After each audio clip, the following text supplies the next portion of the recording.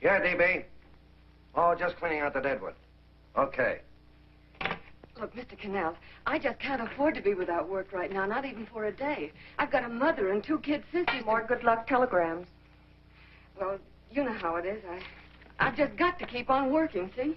Sorry, sister. I was sent down here to clean house. I told you I can't use your column anymore. It's lavender, no lace. Send those other people in. I'll tell you what I'll do. I get $30 a week. I'll take 25, 20 if necessary. I'll do anything you say. It isn't the money. We're after circulation. What we need is fireworks. People who can hit with sledgehammers. Start arguments. Oh, I can do that. I know this town inside out. Oh, give me a chance, All please. right, come in. Cashier's got your check. Who are these people? Gibbs, Frawley, Cunningham, Giles. Hey, you sister. Don't forget to get out your last column before you pick up your check.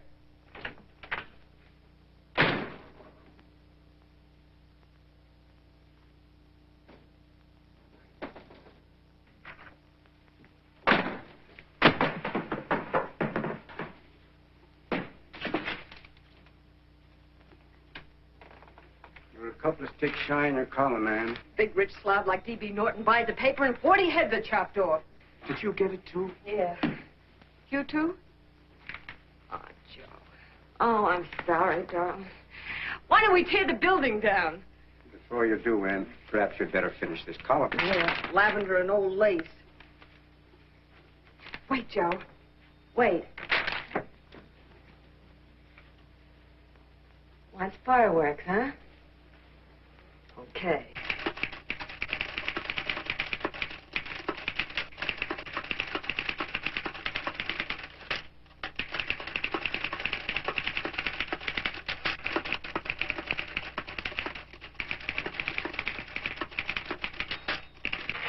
Here. Below is a letter which reached my desk this morning. It's a commentary on what we laughingly call a civilized world. Dear Miss Mitchell, 4 years ago, I was fired out of my job. Since then, I haven't been able to get another one. At first, I was sore at the state administration because it's on account of the slimy politics here we have all this unemployment.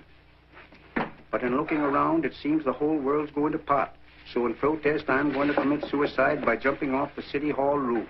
Signed, a disgusted American citizen, John Doe. Editor's note, if you ask this column, the wrong people are jumping off the roofs. Hey, Ann, this is the old Fakeroo, isn't it? Never mind that, Joe. Go ahead. Sorry.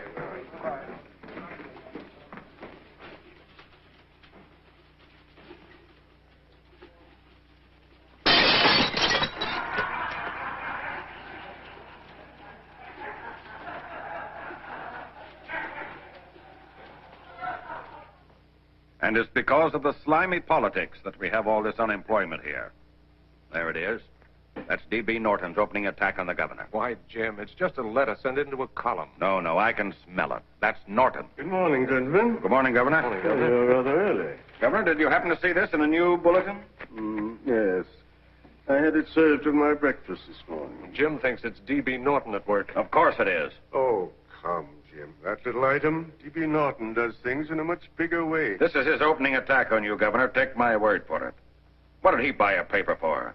Why did he engage a high-pressure editor like Connell for? He's in the oil business. I tell you, Governor, he's after your scalp. All right, Jim, all right. Don't burst a blood vessel. I'll look into it. You get me Spencer of the Daily Chronicle, please? Yes, I saw it, Governor. If you ask me, that's a phony letter. Why, that gag has got whiskers on it. Okay, I'll get the mayor and maybe the Chamber of Commerce to go after them. Get Mayor Lovett on the phone. Sorry, the mayor's busy on the other phone. Yes, I know, Mrs. Brewster. It's a terrible reflection on our city. I've had a dozen calls already. Spencer of the Chronicle. Hold him. Just a minute. Yes, Mrs. Brewster. I'm listening.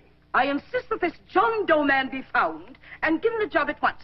Now, if something isn't done about it, I'll call out the whole auxiliary. Yes, and the junior auxiliary, too. We'll hold a meeting and see that it is... Yes, Spencer? Who? The governor? Well, what about me? It's my building he's jumping off of, and I'm up for re-election, too. What are you doing? Get Connell at the bulletin. Why, he's liable to go right past my window. Get me Connell. What was that? What? Out the window. Something just flew by. I didn't see anything. Well, don't stand there, you idiot. Go and look. Open the window. Oh, why did he have to pick on my building? Is there a crowd in the street? No, sir. Then maybe he's caught on a ledge. Look again. I think it must have been a seagull. A seagull? What's a seagull doing around the city hall? That's a bad omen, isn't it? Oh, no, sir. The seagull is a lovely bird. It's all right, Mrs. Brewster. It was just a seagull. Connell? Nothing's happened yet. No, I'm watching. Don't worry, Mrs. Brewster. Just leave it all to me. Spencer, I'll call you back. Hello, Connell? What are you doing? This is the mayor. Yes, Mayor Lovett. How many times are you going to call me? I've got everybody and his brother and sister out looking for him. Did you see the box I'm running? An appeal to John Doe. Think it over, John. Life can be beautiful, says Mayor. If you need a job, apply to the editor of this paper, and so forth and so forth. Okay, Mayor, I'll let you know as soon as I have something. What? Well, pull down the blinds. Been up to Miss Mitchell's house, boss. Boy, she's in a bad way. Where is she? Hey, do you know something? She supports a mother and 2 kids. What do you know about that? Did you find her? No. Her mother's awful worried about her. When she left the house, she said she was going on a roaring drunk. The girl, I mean. Go out and find her. Sure. Hey, but the biggest thing I didn't tell you, her old man's Doc Mitchell. You know the doctor saved my mother's life, wouldn't take any money for it? You remember that. Okay, boss, I'll go and look for her. Holy smokes, Commissioner, you've had 24 hours. Okay, Hawkshaw, grab a pencil. Here it is again. About 5'5", brown eyes, light chestnut hair, and as fine a pair of legs as ever walked into this office. Did you want to see me? No. I've had the whole Army and Navy out searching for you because that's a game we play here every day. I remember distinctly being fired. That's right. But you have a piece of property that still belongs to this newspaper, and I'd like to have it. What's that? The letter. What letter? The letter from John Doe. Oh. The whole town's in an uproar. We've got to find him, and the letter's the only clue. There is no letter. We'll get a handwriting expert to... What? There is no letter. Say that again. There's no letter. I made it up. You made it up. Mm-hmm. You said you wanted fireworks. Don't you know there are 9 jobs waiting for this guy? 22 families want to board him free. 5 women want to marry him, and the mayor's practically ready to adopt him, and you... Just called the morgue, boss. He said there's a girl there. Shut up. Ann! Say, why didn't you... Beatty. Only one thing to do, Hank. Drop the whole business quickly. How? Run a story. Say John Doe was in here and is sorry he wrote the letter and... That's right. We've got it, sure. He came in here, and I made him change his mind. Bulletin editor saves John Doe's life. Well, it's perfect. I'll have Ned write it up. Oh, Ned, I got a story I want you to... Wait a minute. Listen, you great, big, wonderful genius of a newspaper man. You came down here to shoot some life into this dying paper, didn't you? Well, the whole town's curious about John Doe, and boom, just like that, you're going to bury him. There's enough circulation in that man to start a shortage in the ink market. In what man? John Doe. What John Doe? John Doe, the one I made up. Look, genius, now look. Suppose there was a John Doe and he walked into this office. What would you do? Find him a job and forget about the whole business, I suppose, huh? Not me. I'd make a deal with him. A deal? Sure, when you get hold of a stunt that sells papers, you don't drop it like a hot potato. Well, this is good for at least a couple of months. You know what I'd do? Between now and, let's say, Christmas when he's going to jump, I'd run a daily on. Starting with his boyhood, his schooling, his first job. A wide-eyed youngster facing a chaotic world. The problem of the average man, of all the John Does in the world. Now, then comes the drama. He meets discouragement. He finds the world his feet of clay. His ideals crumble. So what does he do? He decides to commit suicide and protest against the state of civilization. He thinks of the river, but no. No, he has a better idea. The city hall. Why? Because he wants to attract attention. He wants to get a few things off his chest, and that's the only way he can get himself heard. So? So he writes me a letter, and I dig him up. He pours out his soul to me. And from now on, we quote, I protest by John Doe. He protests against all the evils in the world. The greed, the lust, the hate, the fear. All of man's inhumanity to man. Arguments will start. Should he commit suicide or should he not? People will write in pleading with him. But no, sir, John Doe will remain adamant. On Christmas Eve, hot or cold, he goes. See? Very pretty. Very pretty indeed, Miss Mitchell. But would you mind telling me who goes on Christmas Eve? John Doe. What John Doe? The one we hire for the job, you lunkhead. Wait a minute. Let me get this through this lame brain of mine. Are you suggesting we go out and hire someone to say he's going to commit suicide on Christmas Eve? Is that it? Well, you're catching on. Who, for instance? Anybody. Beanie'll do. Why, sure. Who, me? Jump off a... Oh, no, any time at Christmas. I'm superstitious.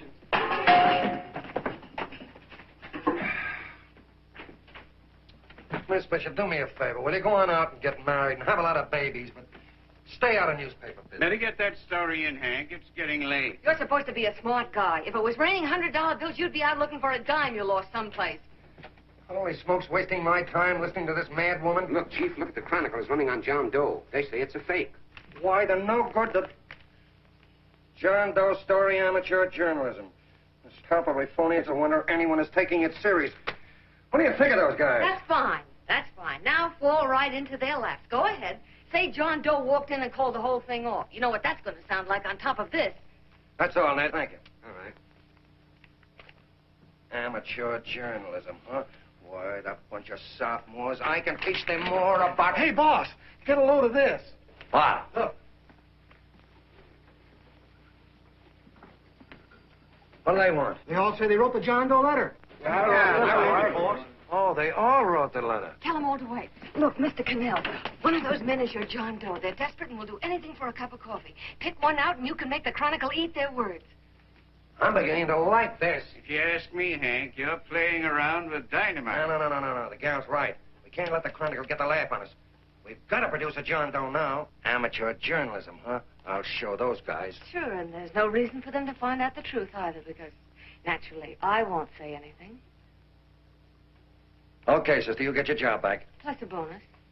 What bonus? Or the bonus of $1,000 the Chronicle was going to pay me for this little document. You'll find it says, I, Ann Mitchell, hereby certify that the John Doe letter was created by me. I can read. Sorry.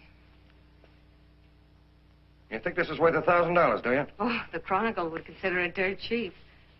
Packs everything, including a gun. Okay, sister, you got yourself a deal. Now let's take a look at the candidates. The one we pick has got to be the typical average man.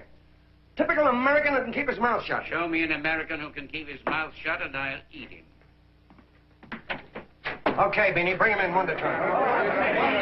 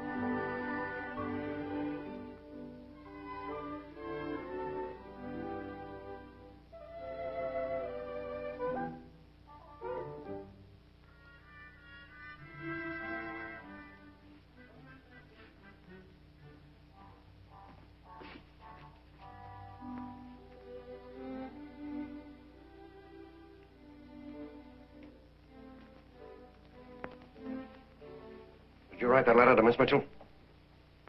No, I didn't. What are you doing up here, then? Well, the paper says there were some jobs around loose. Thought there might be one left over. Had any schooling? Yeah, a little. What do you do when you work? I used to pitch. Baseball? Yeah. So my wing went bad. Where'd you play? Bush leagues, mostly. How about family? Got any family? No. Oh, just traveling through, huh? Yeah. Me and a friend of mine. He's outside. Looks all right. It's perfect. A baseball player. What could be more American?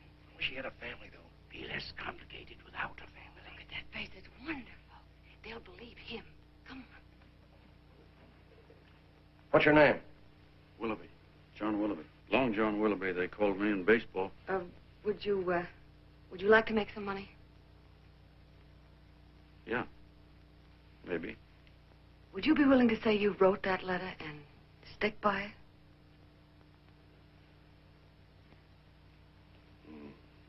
I get the idea. Yeah. Maybe. That's our man. He's made to order. I don't know. He don't seem like the kind of a guy that'd fall in line. When you're desperate for money, you do a lot of things, Mr. Connell. He's our man, I tell you. He's fainted. Get the water quickly. Hurry up, Pop. Oh. Right here. Sit down. Huh? You all right? Yeah, I'm all right. How many is that? 6?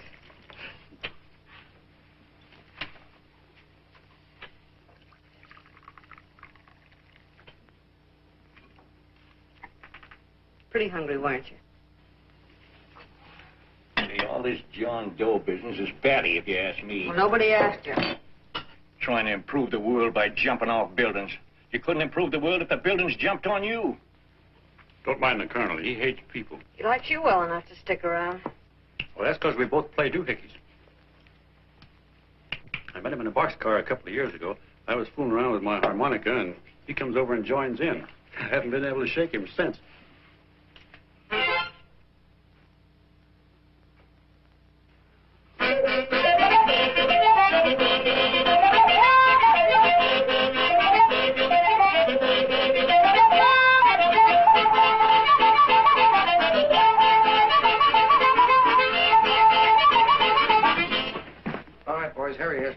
No, you can't take pictures of him like that, eating a sandwich and with a beard. But he's going to jump off a building. Yes, but not because he's out of a job. That's not news. This man's going to jump as a matter of principle. Well, maybe you're right. We'll clean him up and put him in a hotel room under bodyguards. We'll make a mystery out of him. Did you speak to Mr. Norton? Thinks it's terrific. Says for us to go the limit. Wants us to build a bonfire under every big shot in the state. Oh, swell. Is that the contract? Yeah. What's he doing here? Friend of his. They play duets together. Duets? But can we trust him? Oh. I trust him. Oh, you trust him, eh? Well, that's fine. I suppose he trusts you, too. Oh, stop worrying. He's all right. Okay, but we don't want more than a couple of hundred people in on this thing. Now, the first thing I want is an exact copy of the John Doe letter in your own handwriting. I've got it already. Here. Now, that's fine. Now, I want you to sign this agreement. It gives us an exclusive story under your name, day by day, from now until Christmas. On December 26th, you get one railroad ticket out of town. And the bulletin agrees to pay to have your lawn fixed. That's what you want, isn't it? Yeah, but it's got to be by Bonesetter Brown. Okay, Bonesetter Brown goes. Here, sign it. Meanwhile, here's $50 of spending money. That's fine. Beanie? Yes, boss. Take charge of him. Get him a suite at the Imperial and hire some bodyguards. Yeah, and some new clothes, Beanie. Think we better have him to louse? Yeah. Both of them? Yes, both of them, but don't let them out of your sight. Hey, Beanie, great suit, huh? Yeah. Okay, fellas.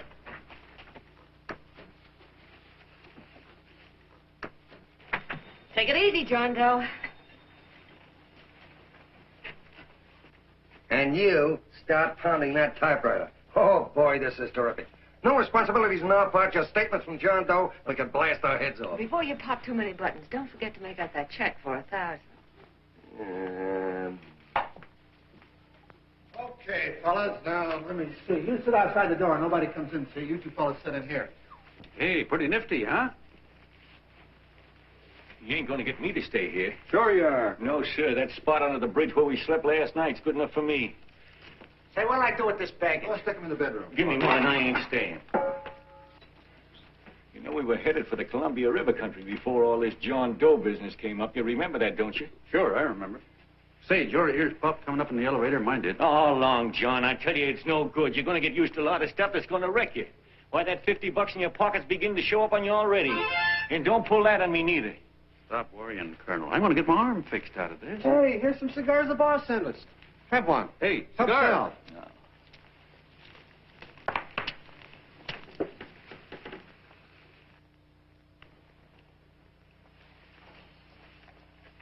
Say, I'll bet you even the major leaguers don't rate an outfit like this. Here, make yourself comfortable. Paper? I don't read no papers, and I don't listen to radios either. I know the world's been shaped by a drunken barber, and I don't have to read it. I've seen guys like you go under before. Guys that never had a worry. Then they got a hold of some dough and went goofy. The first thing that happens to a guy... Get all over the bedroom. No. The first thing that happens to a guy like that, he starts wanting to go into restaurants and sit down at a table and eat salads and cupcakes and tea. Boy, what that kind of food does to your system.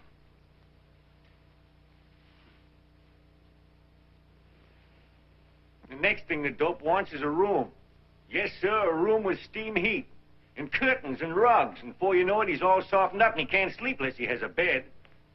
Hey, stop worrying, Colonel. $50 ain't going to ruin me. I've seen plenty of fellas start out with $50 and wind up with a bank account. Hey, what's the matter with the bank account, anyway? And let me tell you, Long John, when you become a guy with a bank account, they got you. Yes, sir, they got you. Who's got him? The helots. Who? Hey, there's the City Hall tower I was supposed to jump off of. It's even higher than this. Who's got him? The helots. Woo! Hey, wait a minute. You're not supposed to jump on Christmas Eve. Do you want to get me in a jam? If it's it's going to get you in the jam will do you a favor. I won't jump. And when they got you, you got no more chance than a road rabbit. Hey, who'd you say was going to get him? Say, is this one of those places where you ring if you want something? Yeah, just use the phone. Boy, I've always wanted to do this. Hey, Doc, look. Look, Doc. Give me that again, will you? Who's going to get him? The helots. Who are they? Listen, sucker, you ever been broke? Sure, mostly often. All right. You're walking along. Not a nickel in your jeans. You're free as the wind. Nobody bothers you. Hundreds of people pass you by in every line of business. Shoes, hats, automobiles, radios, furniture, everything. They're all nice, lovable people. And they let you alone. Was that right? Then you get a hold of some dough, and what happens? All those nice, sweet, lovable people become helots. A lot of heels. They begin creeping up on you, trying to sell you something. They get long claws, and they get a stranglehold on you. And you squirm, and you duck, and you holler, and you try to push them away, but you haven't got a chance. They got you. First thing you know, you own things. A car, for instance. Now your whole life is messed up with a lot more stuff. You got license fees, and number plates, and gas, and oil, and taxes, and insurance, and identification cards, and letters, and bills, and flat tires, and dents, and traffic tickets, and motorcycle cops, and courtrooms, and lawyers, and fines, and 1,000,001 other things. And what happens? You're not the free and happy guy you used to be. You got to have money to pay for all those things. So you go after what the other fellas got. And there you are. You're a helot yourself.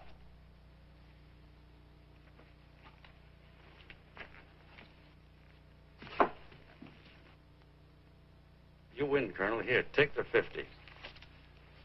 Go out and get rid of it. You bet I will, just as fast as I can. I'm going to get some canned goods, a fishing rod, and the rest I'm going to give away. Give away? Hey, get me a pitcher's glove. I got to get some practice. Say, he's giving it away. I'm going to get me some of that. Hey, come back here, you helot. Will you send up 5 hamburgers with all the trimmings, 5 chocolate ice cream sodas, and 5 pieces of apple pie? No, apple with cheese. Yeah, thanks.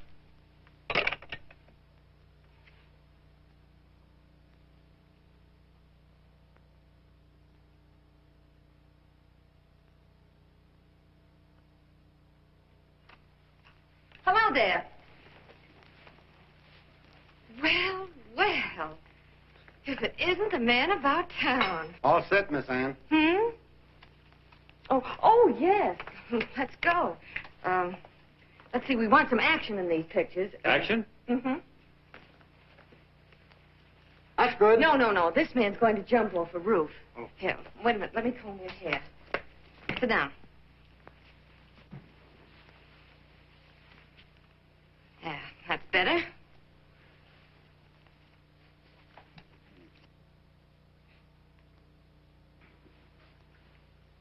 You know, he's got a nice face, hasn't he? Yeah, he's pretty.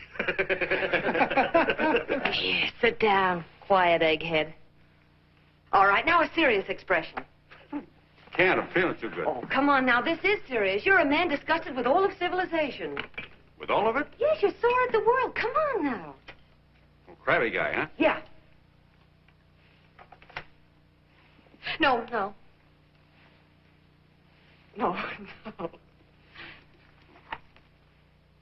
No, look. You don't have to smell the world. Well,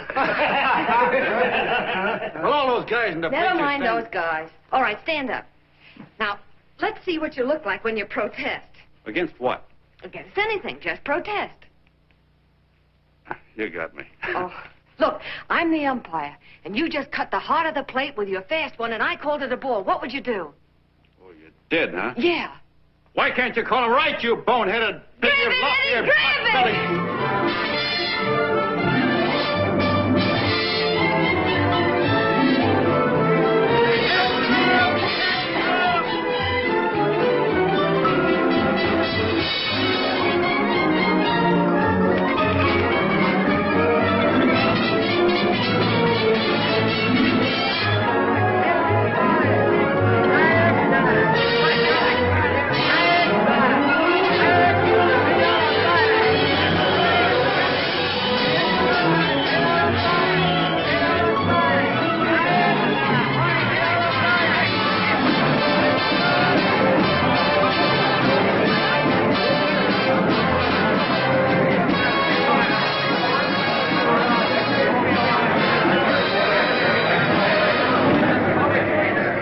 I don't care whose picture they're publishing.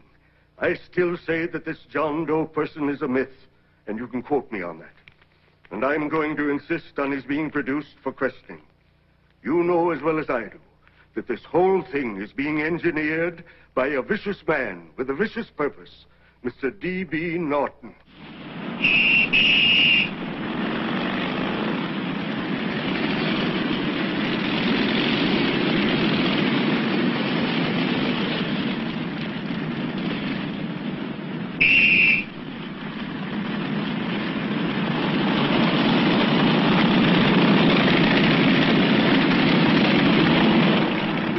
And Miss Mitchell are at the house, sir. Oh, they are? All right. Come on. Personally, I think it's just plain stupidity to drop it. Now, you should see a fan mail. Thousands.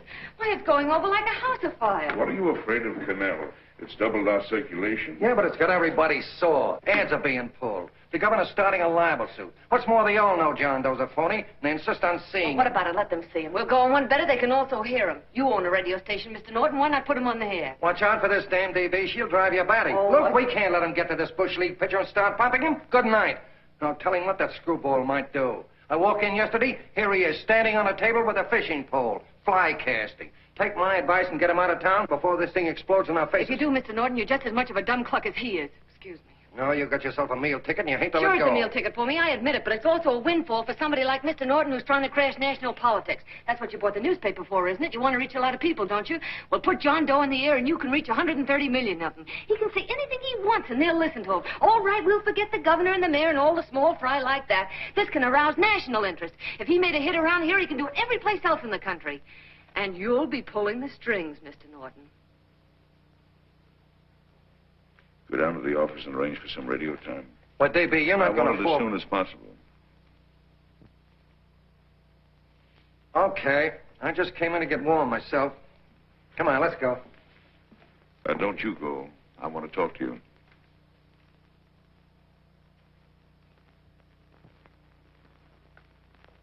Sit down.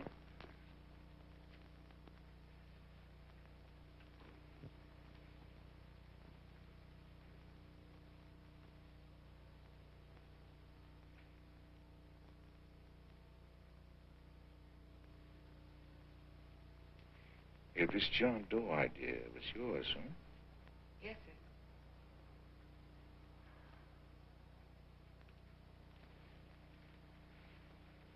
How much money do you get?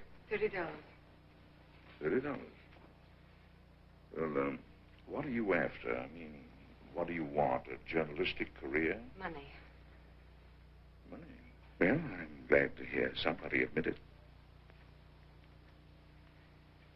Do you suppose you could write a radio speech that would put that fellow over? Oh, I'm sure I can. Do it, and I'll give you $100 a week. $100? That's only the beginning. You play your cards right, and you'll never have to worry about money again. Oh, I know it. Hello. Hello. Whenever there's a pretty woman around. This is my nephew, Ted Sheldon, Miss Mitchell. How do you do? How do you do? All right, Casanova, I'll give you a break. See that Miss Mitchell gets a car to take her home. Always reading my mind, aren't you? Thank you very much for everything. And Miss Mitchell, I think from now on you'd better work directly with me. Yes, sir.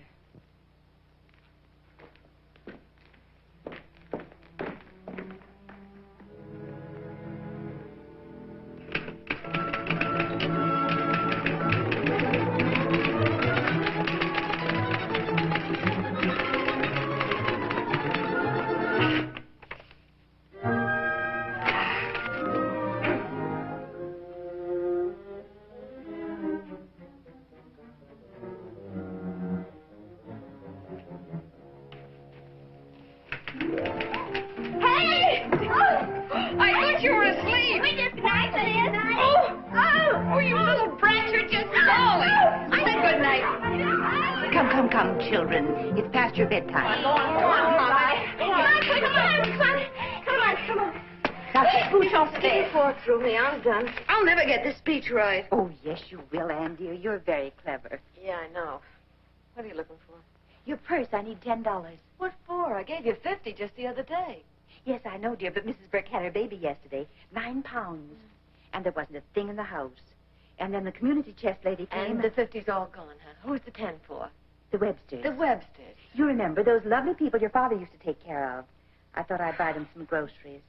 Oh, Anne, dear, it's a shame those... You're marvelous, Ma. You're just like Father used to be. Do you realize a couple of weeks ago we didn't have enough to eat ourselves? Well, yes, I know, dear, but these people are in such need. And we have plenty now. If you're thinking of that $1,000, forget it. It's practically all gone. We owed everybody in town. Now, you just got to stop giving all your money away. Oh, Anne, dear. Oh, I'm sorry, Ma. Oh, don't pay any attention to me. I guess I'm just upset about all this. Gee whiz, here I am with a great opportunity to get somewhere, to give us security for once in our lives, and I'm stuck. If I could put this over, your Mrs. Burke can have 6 babies. You mean this speech you're writing? Yeah, I don't know. I simply can't get it to gel. I created somebody who's going to give up his life for a principle. Hundreds of thousands of people are going to listen to him over the radio. And unless he says something that's sensational, it's just no good. Well, honey, of course, I don't know what kind of a speech you're trying to write, but judging from the samples I've read, I don't think anybody will listen. What? Darling, there's so many complaining political speeches. People are tired of hearing nothing but doom and despair on the radio. If you're going to have him say anything, why don't you let him say something simple and real, something with hope in it? If your father were alive, he'd know what to say. Oh, yeah. Father certainly would. Wait a minute.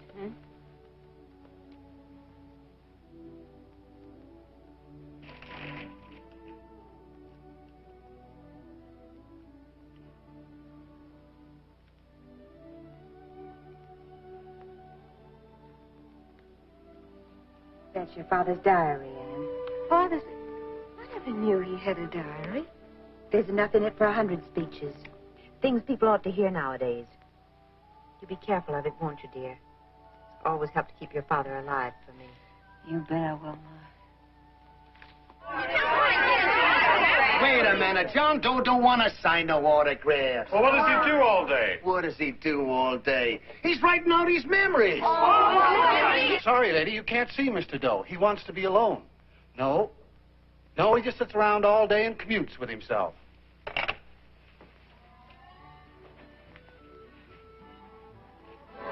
Oh!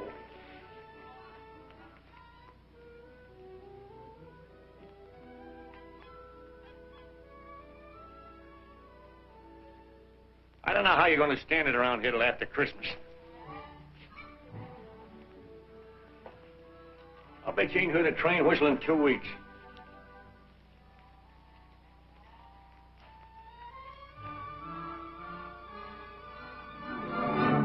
Steam right!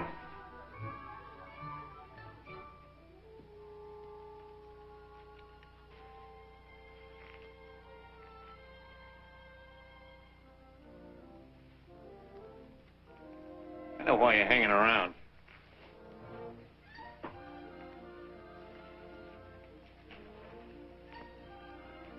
You're stuck on a girl. That's all a guy needs, is to get hooked up with a woman.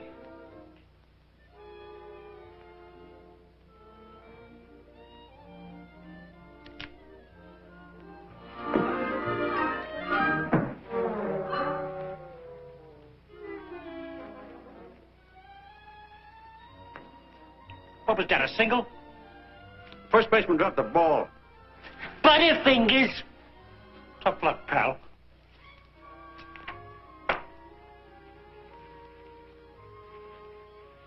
Guy has a woman on his hand. First thing he knows, his life is balled up with a lot more things. Furniture.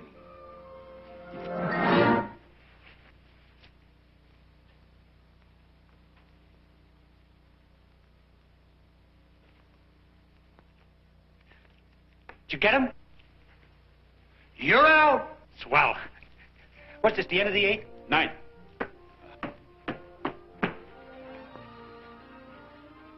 Hey, Beanie, there's a couple of mugs in the Chronicle snooping around out here. Huh. Come on, Angel Face. Gangway. What's the score, Angel Face? 3-2, off paper. Gee, that's great.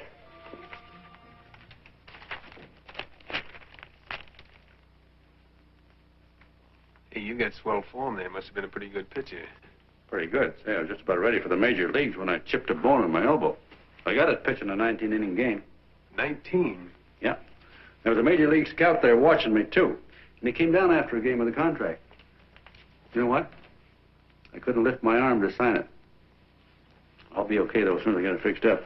It's too bad. What do you mean, too bad? Huh? Oh, that you'll never be able to play again. What are you talking about? I just told you I was going to get... Well, you know how they are in baseball if a guy's mixed up in a racket. Racket? What do you mean? Well, I was just thinking about this John Doe business. Why, as soon as it comes out it's all a fake, you'll be washed up in baseball, won't you? Yeah. Hey, doggone. I never thought about that.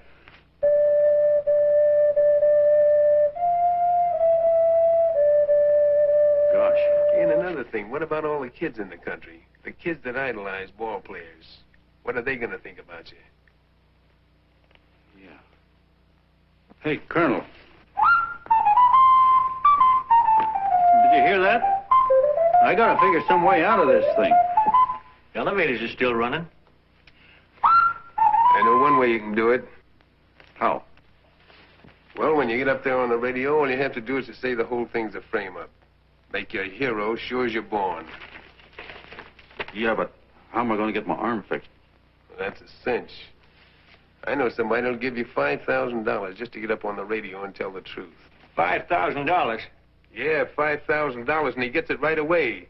You don't have to wait till Christmas. Look out, Long John. They're closing in on you. Say, who's putting up this dough? Fellow runs the Chronicle. Here's the speech you make, and it's all written out for you. $5,000. Holy mackerel, I can see the helots coming, the whole army of them. It's on the level.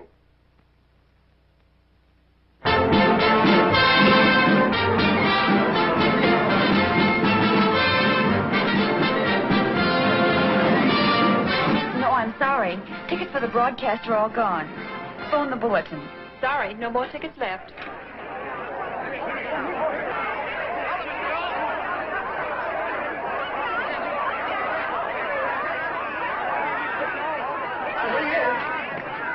Hello, John. All set for the big night? Swell. Turn around. One moment. Now stand Oh, still. hold it, Hold it. hold it. Big smile, Mr. Doe. Okay, Jeannie, that's all. Take him Come on. now. Look, John, here's the speech. It's in caps and double spaced. You won't have any trouble reading it. Not nervous, are you? No. Of course not. He wouldn't be. Who? John Doe, the one in there. Hey, don't let your knees rattle. It picks up on the mic. Oh, Beanie, you needn't be nervous, John. All you have to remember is to be sincere. Pick up that phone, Miss Mitchell. It's for you. Okay. Hello? Yes, Mother. Oh, thank you, darling. Oh, there he is, the poor dear man. Oh, good luck to you, Mr. Doe. We want you to know that we're all for you. The girls all decide that you're not to jump off any roof, even if we all will stop it. You got the speech I gave you? Yeah. Now, look. I'll give this money to the colonel just as soon as you get started. We'll have a car waiting at the side entrance for you. Okay. How'd you get in here? Huh? Oh, I just came in to wish him luck. Come on, out. Mother said good luck, too. John, when you read that speech, please believe every word of it. He turned out to be a wonderful person, John. Who? John Doe, the one in the speech. Oh. You know something? I've actually fallen in love with him. All right, there he is, sister. Now, come on, plenty of room. What's the idea? No, that's too much. Not so much. Come on, that's it. Oh, this One is more, no please. time for cheap publicity, Mr. Connell. Listen, if that guy lays an egg, I want to get something out of it. I'm getting a Jane Doe ready. Oh, come on. Yes, Will you, fellas? there you Give me a are. All right, chance. that's I have to enough. ready. Take one more. No, that's fine, honey. You go ahead. All right, I After need you one finish. more. You go ahead. How you doing? Oh. All right, Benny, bring him in. Holy smoke, a half a helot. There you are, boss, just like you ordered. Symbols of little people. Okay, get him up. All right, young fella. This is ridiculous, Mr. Connell. Come on, give me a chance. The man's on the air. Come on, shut up. Oh, fellas, I told you could have a you want to. No, come on, answer. You can have a... Come on, that's right. Answer what you can get all the pictures you want. Thank you very much. Come on, will you? That's right. Come on, Snooks, you better bail out. Okay, goodbye, Mr. Doe. Beanie. All right. Better get ready. 1 minute to go. Wow, 1 minute to go and the score is nothing to nothing. Now, please, John, you won't let me down, will you? Will you? Of course you won't. If you'll just think of yourself as the real John Doe, Listen, everything in that speech are things a certain man believed in. He was my father, John. When he talked, people listened. And they listened to you, too.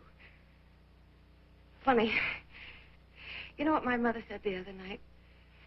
She said to look into your eyes, that I'd see Father there. Hey, what do you say? Okay, we're coming. Come on. Now, listen, John, you're a pitcher. Now get in there and pitch. Good luck. Give him room. Let him through. Come on.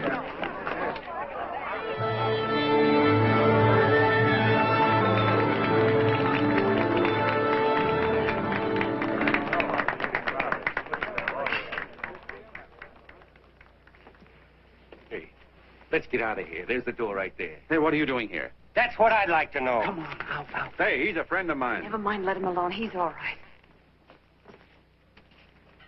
I'll be right over there pulling for you. Come, John, over here.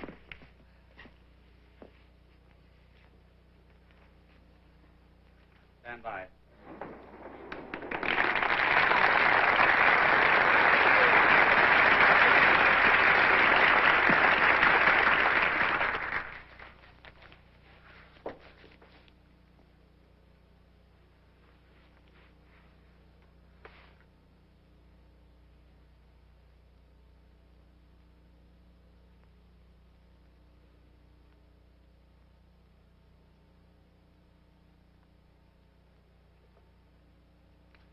Phone the Chronicle. Tell them to start getting those extras out.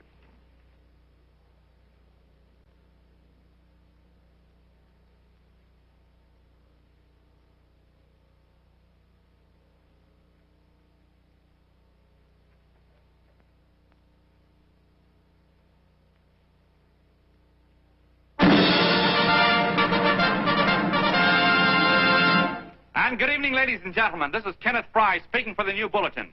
Tonight we give you something entirely new and different. Standing beside me is the young man who has declared publicly that on Christmas Eve he intends to commit suicide, giving as his reason, quote, "I protest against the state of civilization," end quote. Ladies and gentlemen, the New Bulletin takes pleasure in presenting the man who is fast becoming the most talked of person in the whole country, John Doe.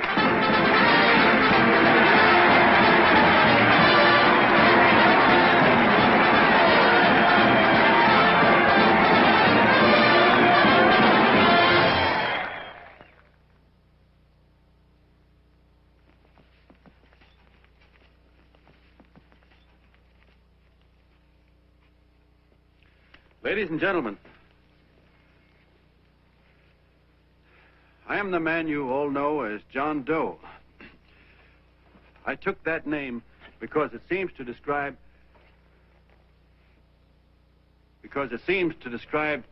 the average man. And that's me. And that's me.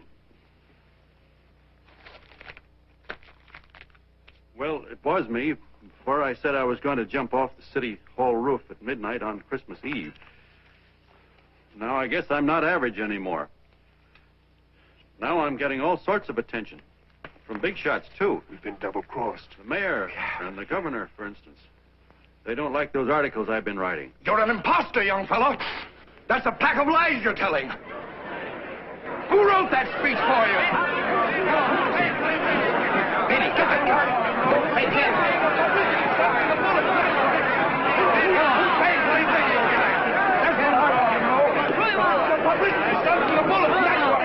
Spencer. Ladies and gentlemen, the disturbance you just heard was caused by someone in the audience who tried to heckle Mr. Doe. The speech will continue.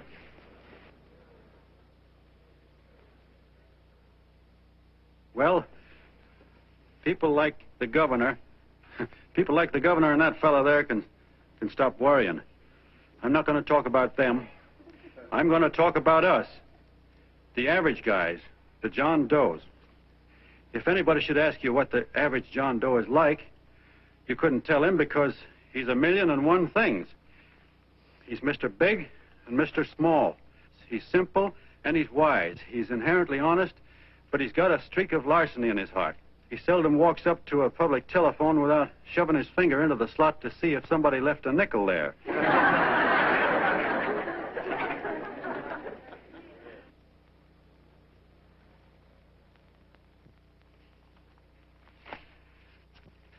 He's the man the ads are written for. He's the feller everybody sells things to. He's Joe Doe, the world's greatest stooge and the world's greatest strength.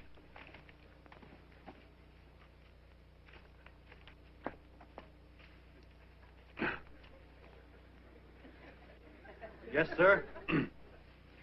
Yes, sir, we're a great family, the John Does. We are the meek who are supposed to inherit the earth. You'll find us everywhere. We raise the crops, we dig the mines, work the factories, keep the books, fly the planes, and drive the buses. And when a cop yells, "Stand back there, you," he means us, the John Does. What kind of a speech is that? Didn't you read it? We've existed since time began. We built the pyramids. We saw Christ crucified, pulled the oars for Roman emperors, sailed the boats for Columbus, retreated from Moscow with Napoleon, and froze with Washington at Valley Forge. Yes, sir. We've been in there dodging left hooks since before history began to walk. In our struggle for freedom, we've hit the canvas many a time, but we always bounce back because we're the people, and we're tough.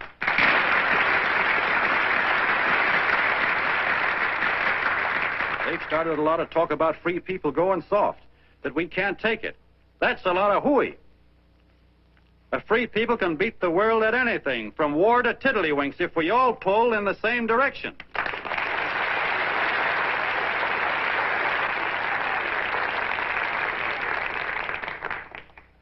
I know a lot of you are saying, "What can I do? I'm just a little punk. I don't count." Well, you're dead wrong. The little punks have always counted, because in the long run, the character of a country is the sum total of the character of its little punks.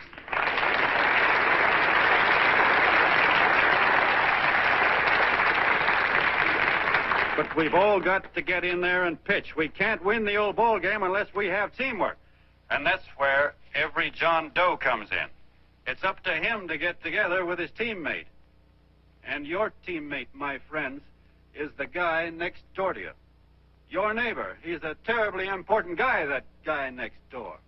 You're going to need him, and he's going to need you, so look him up. If he's sick, call on him. If he's hungry, feed him. If he's out of a job, find him one. To most of you, your neighbor is a stranger, a guy with a barking dog and a high fence around him. Now, you can't be a stranger to any guy that's on your own team. So tear down the fence that separates you. Tear down the fence, and you'll tear down a lot of hates and prejudices. Tear down all the fences in the country, and you'll really have teamwork.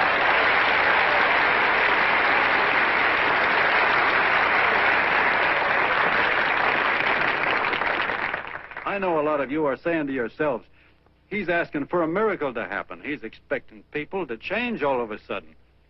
Well, you're wrong. It's no miracle. It's no miracle because I see it happen once every year, and so do you, at Christmas time.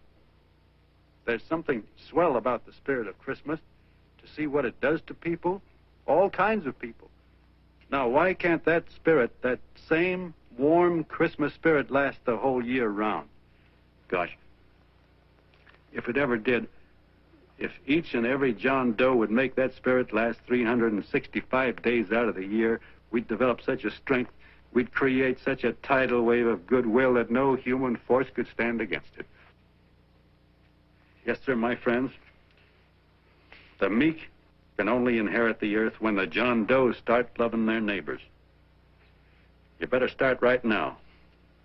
Don't wait till the game is called on account of darkness. Wake up, John Doe. You're the hope of the world.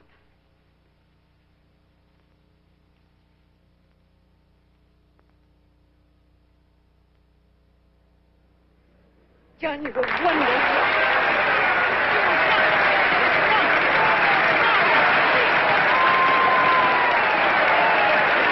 Let's get out of here. Now you're talking.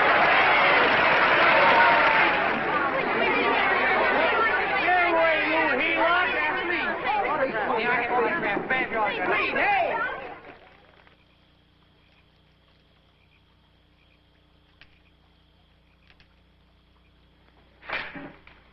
I knew you'd wake up sooner or later. Boy, am I glad we got out of that mess. I had the $5,000 sewed up. Could have been on my way to old Doc Brown. You're a pitcher, John, she says. Now, go in there and pitch. What a sucker. Yeah, she's a heel-out just like the rest of us. Lucky you got away from her. What was I doing up there making a speech anyway? Me, huh? Geez, the more I think about it, the more I could... Tear down all the fences. Why, if you tore one picket off of your neighbor's fence, he'd sue you. $5,000 had it right in my hand. What do you mean he ran away? We'll go after him, find him. That man is terrific.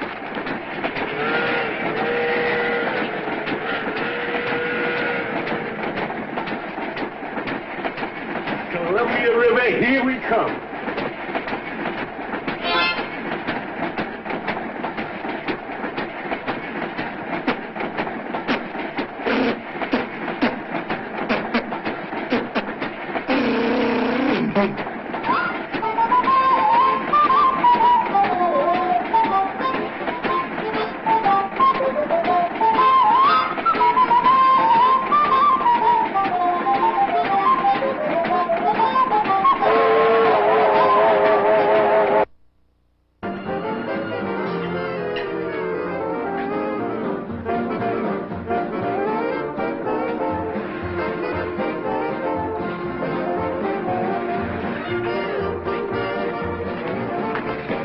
Jitterbugs. Yeah. Hey, how much money we got left? 4 bits. Better make it donuts, huh? Yeah.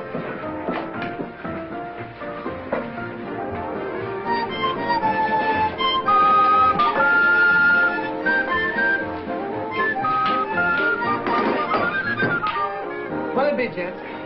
Have you got a couple of steaks about that big and about that thick? Yeah, with hash brown potatoes and tomatoes and apple pie and ice cream and coffee. And donuts, I know. Hey, Ma! Seekers! A pair. Think of the pair coming up. Glad he took the tea out of that.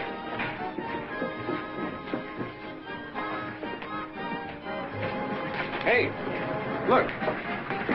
Join the John Doe Club. John Doe Club?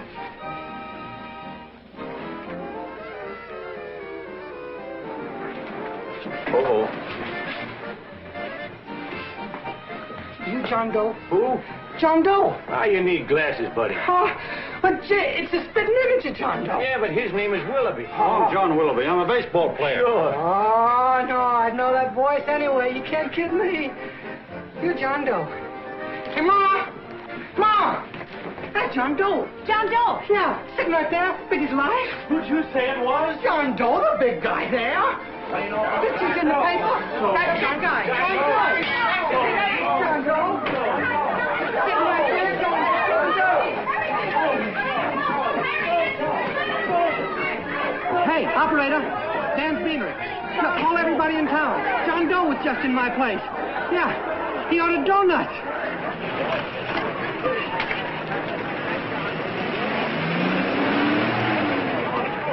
John Doe. See John Doe. Come on.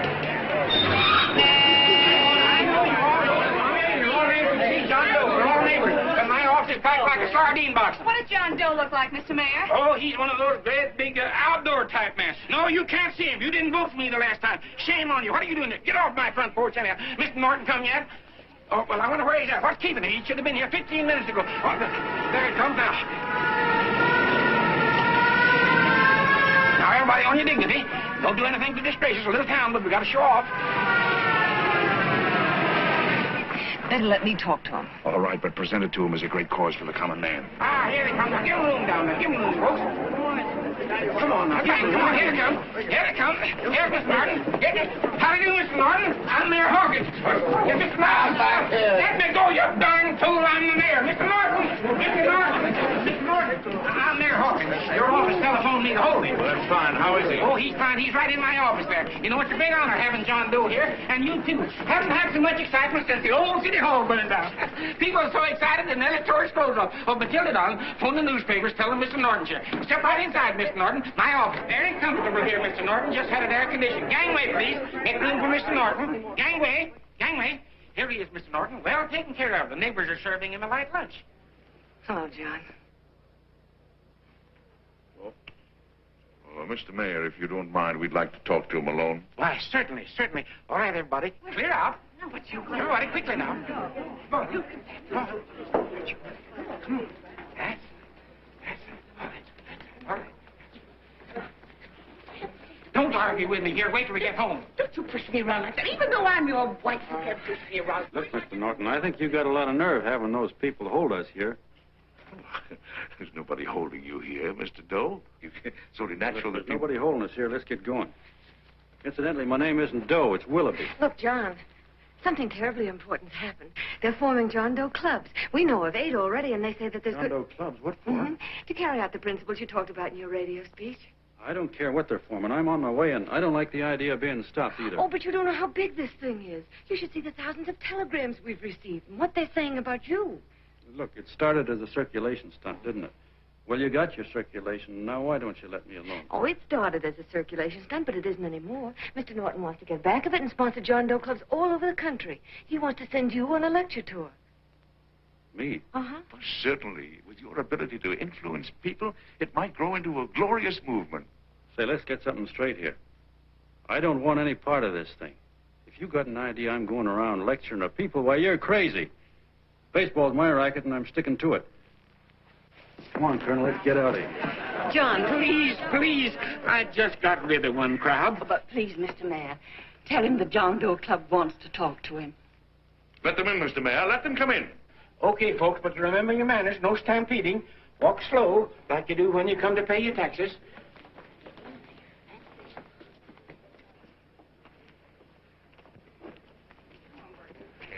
All right, give me a chance. Come right in. My name's Bert Hanson, Mr. Doe. I'm the head soda jerker at Schwabacker's drugstore. Well, sir, you see, me and my wife, we heard your broadcast, and we got quite a bang out of it. Especially my wife. Kept me up half the night saying, that man's right, honey. The trouble with the world is nobody gives a hoot about his neighbor. That's why everybody in town's sore and cranky at each other. And I kept saying, well, that's fine, but how's a guy going to go around loving the kind of neighbors we got? Old Sourpuss, for instance. You see, Sourpuss Smithers is a guy who lives all alone next door to us. He's a cranky old man and runs a second-hand furniture store. We haven't spoken to him for years. I always figured he was an ornery old gent that hated the world because he was always slamming his garage door and playing the radio so loud he kept half the neighbors up. Well, anyway, the next morning I'm out watering the lawn and I look over and there's Sourpuss on the other side of the hedge straightening out a dent in his fender. And my wife yells to me out the window. She says, go on, speak to him, Bert. And I figured, well, heck, I can't lose anything, so I yelled over to him, good morning, Mr. Smithers. He went right on pounding his fender. Was I burned? So I turned around to give my wife a dirty look, and she said, louder, louder, he didn't hear you. So in a voice you could have heard in the next county, I yelled, good morning, Mr. Smithers. Well, sir, you could have knocked me over with a feather. Old Sourpuss turned around, surprised-like, and he put on a big smile, came over and took my hand like an old lodge brother, and he said, good morning, Hanson. I've been wanting to talk to you for years, only I thought you didn't like me. And then he started chatting away like a happy little kid, and he got so excited his eyes off. Well, Mr. Doe, before we got through, I found out Smithers is a swell egg, only he's pretty deaf, and that accounts for all the noises.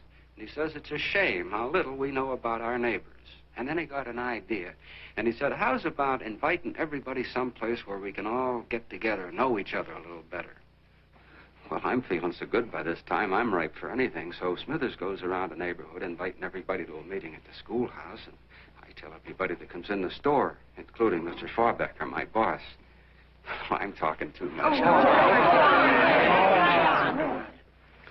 Well, I'll be doggone if over 40 people don't show up. Of course, none of us knew what to do, but we sure got a kick out of seeing how glad everybody was just to say hello to one another. Tell him about making Sourpuss chairman. Oh, yeah, we made Sourpuss chairman and decided to call ourselves the John Doe Club. And say, incidentally, this is my wife. Come here, honey. This is my wife, Mr. Doe. How do you do, Mr. Doe? Sourpuss is here, too. Oh, is he? This is Sourpuss, or excuse me, Mr. Smithers, Mr. Doe. That's all right. If you didn't call me Sourpuss, it wouldn't feel natural. Well, anyway, I guess nearly everybody in the neighborhood came except the Delaney's.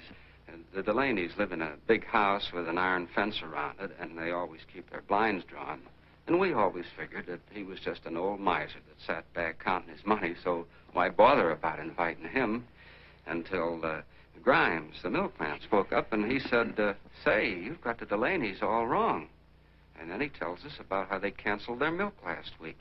And how when he found a note in the bottle, he got kind of curious-like, and he sort of peeked in under the blinds and found the house was empty. If you ask me, he says they're starving.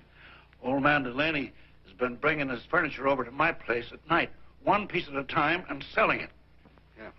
And, well, sir, a half dozen of us ran over there to fetch him, and we brought him to the meeting.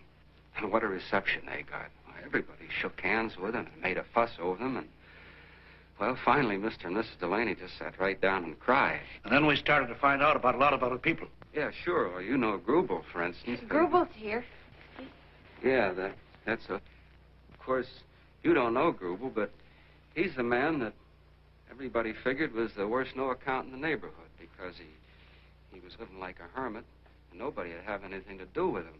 That isn't Little Murphy. The postman told us the truth. Why, Grubel, he says, he lives out of garbage cans because he won't take charity, because it'd ruin his self-respect, he says.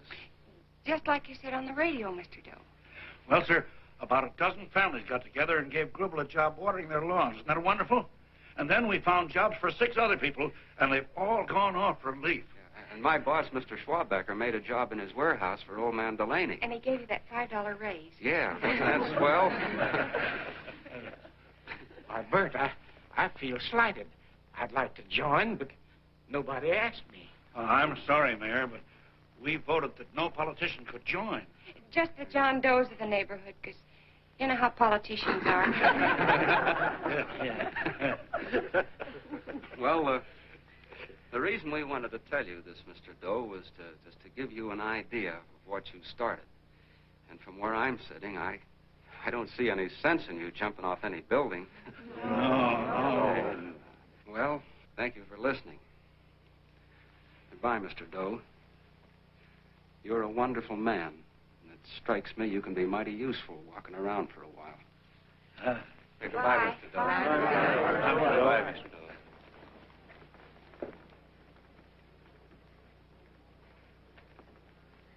I'm Mrs. Delaney, Mr. Doe. And God bless you, my boy.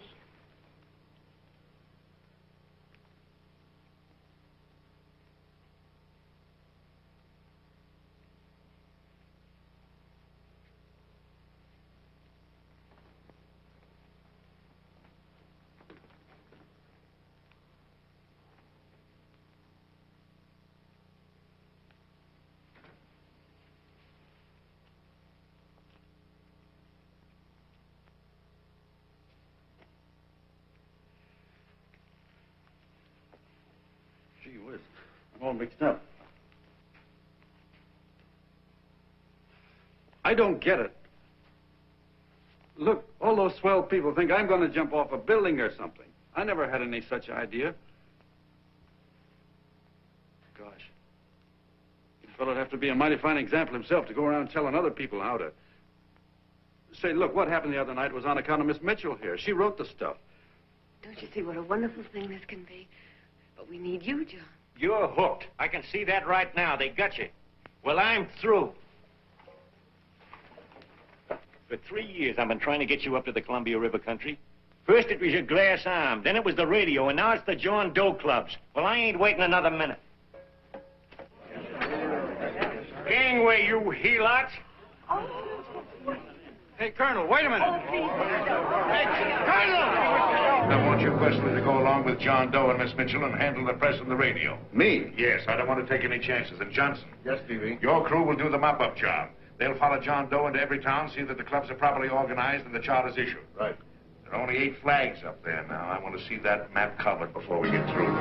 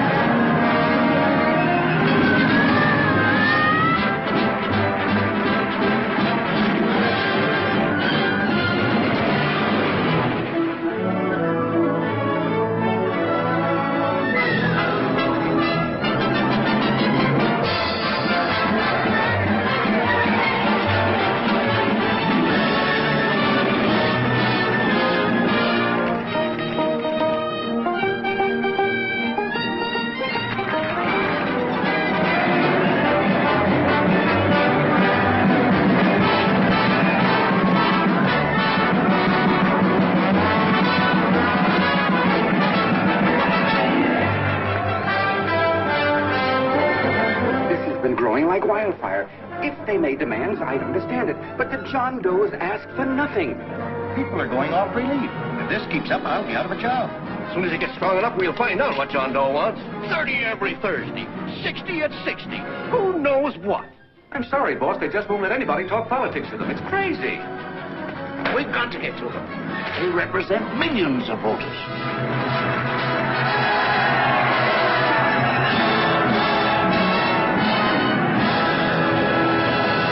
I tell you, ladies and gentlemen, this thing has been nothing short of a prairie fire. We've received so many applications for charters to the John Doe clubs, we haven't been able to take care of them. I hate to have that many pins stuck in me.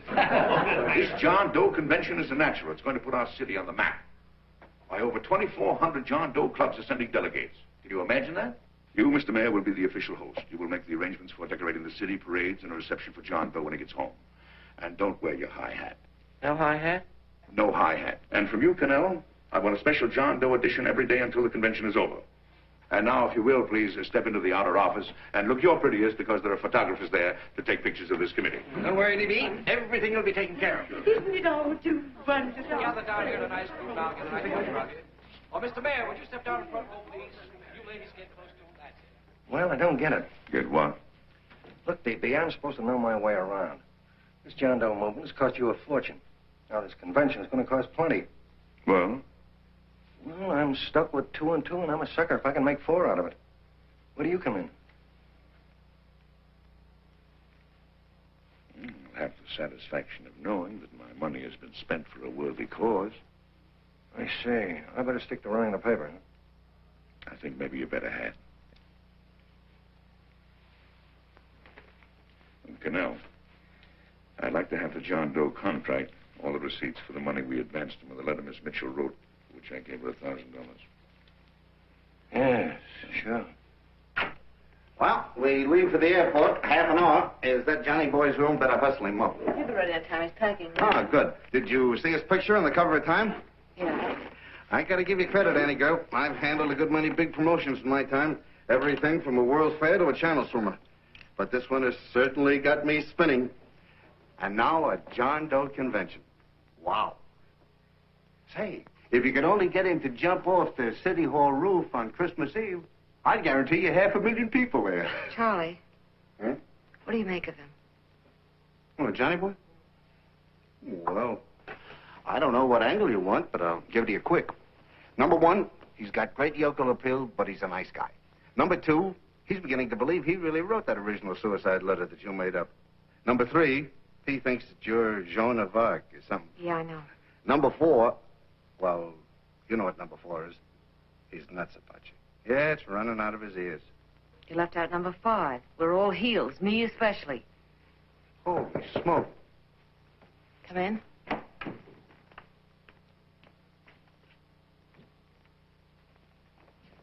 More pack. Good. I'll go and get Beanie Boy. Okay, Charlie boy.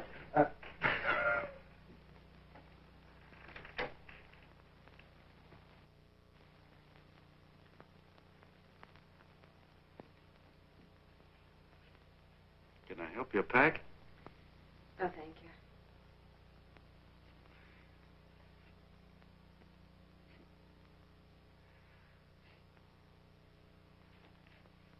You care if I sit down out here? No.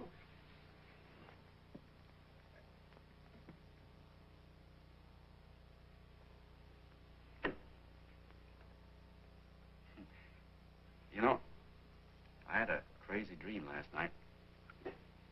It was about you. About me? Sure was crazy. I dreamt I was your father.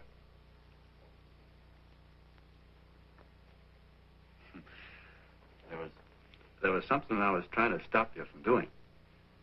So I got up out of bed, and I walked right through the wall here, right straight into your room. You know how dreams are. And there you were in bed. But you're a little girl, you know, about 10. And very pretty, too. So I shook you, and the moment you opened your eyes, you hopped out of bed and started running like the devil in your nightgown. You ran right out the window there, and you ran out over the tops of buildings and roofs and everything for miles. And I was chasing you. And all the time you were running, you kept growing bigger and bigger and bigger, and pretty soon you were as big as you are now, you know, grown up. And all the time I kept asking myself, what am I chasing her for? And I didn't know. Isn't that a hot one? Well, anyway, you ran into some place, and then I ran in after you, and when I got there you were getting married. And the nightgown had changed into a beautiful wedding gown. You sure look pretty, too. And then I knew what it was I was trying to stop you from doing. Dreams are sure crazy, aren't they? Well, would you like to know who it was you were marrying? Oh, a tall, handsome Ubangi, I suppose. No, not that bad. It was that fellow that sends you flowers every day. Yeah, what's his name? Mr. Norton's nephew? Had children. Yeah, that's the one.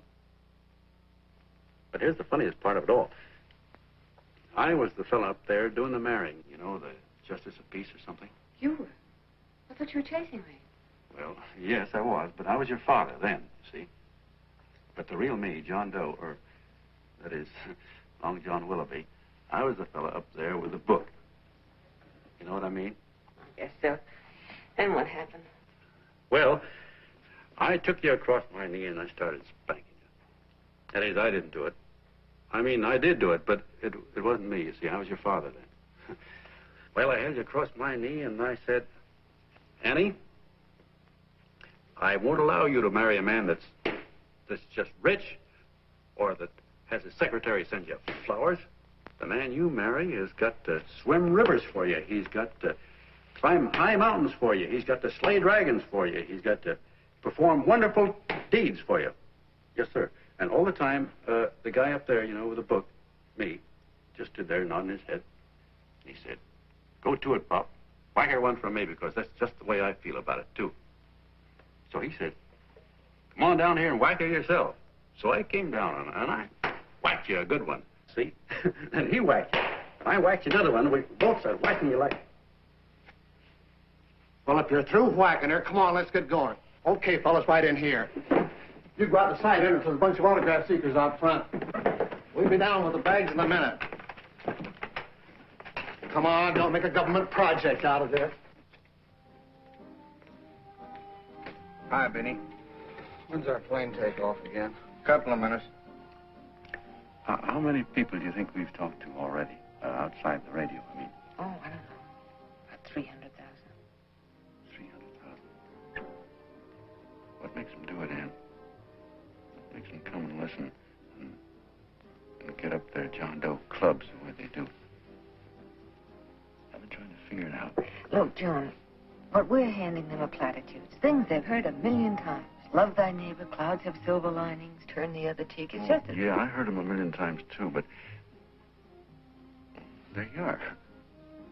Maybe they're like me, just beginning to get an idea of what those things mean. You know, I never thought much about people before. They were always just somebody to fill up the bleachers. The only time I worried about them is when they didn't come in to see me pitch. You know, lately I've been watching them when I talk to them. I could see something in their faces. I could feel that they were hungry for something. You know what I mean? Maybe that's why they came. Maybe they're just lonely and wanted somebody to say hello to. I know how they feel. I've been lonely and hungry for something practically all my life.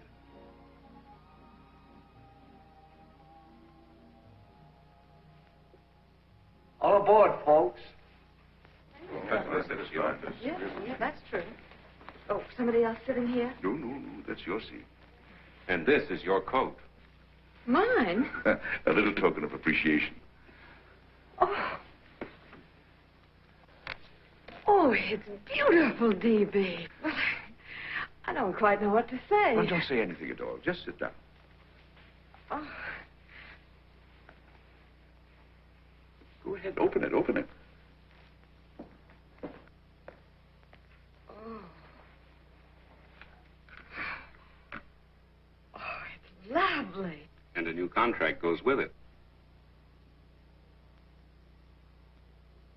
Well, come on, spring it. You've got something on your mind. It must be stupendous. That's what I like about it. Right to the point. Like that. All right, Practical Annie. Here it is.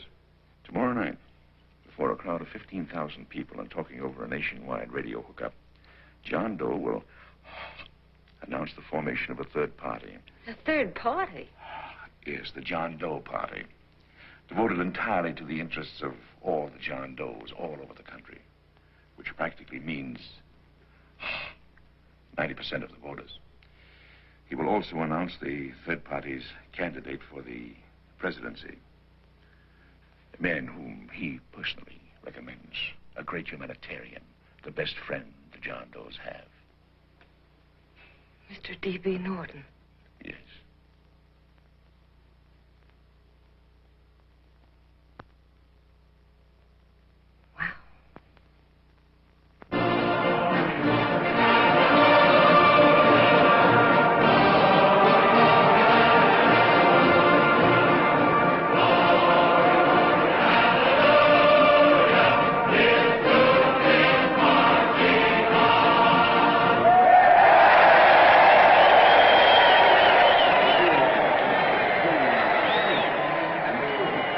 The opening of the convention is hours off. The delegates are already pouring into the ballpark by the droves, with lunch baskets, banners, and petitions asking John Doe not to jump off any roof. But no matter how you look at it, it's still a phenomenal movement. These John Does, or the hoi polloi, as you've heard people call them, have been laughed at and ridiculed. But here they are, gay and happy, having traveled thousands of miles, their expenses paid by their neighbors, to come here to pay homage to their hero, John Doe. And in these days of wars and bombings, it's a hopeful sign that a simple idea like this can sweep the country. An idea based on friendliness, on giving and not taking, on helping your neighbor and asking nothing in return. And if a thing like this can happen, don't let any of your grumbling friends tell you that humanity is falling apart. This is John B. Hughes, signing off now and returning you to our main studio until 9 o'clock, when the convention will officially open. Oh, John, come in. Say, I'm kind of... It's raining out a little. That's all right. It's good to see you. Sit down. Thanks.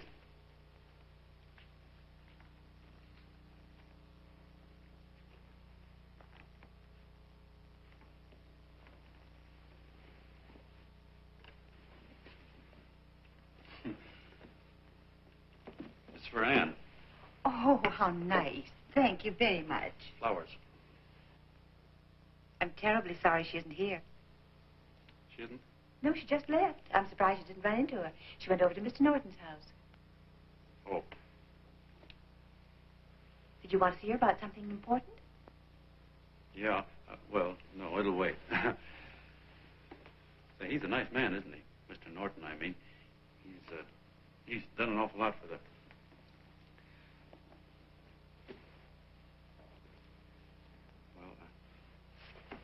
Say, my coat's pretty wet. I'm afraid I might have wet the couch a little.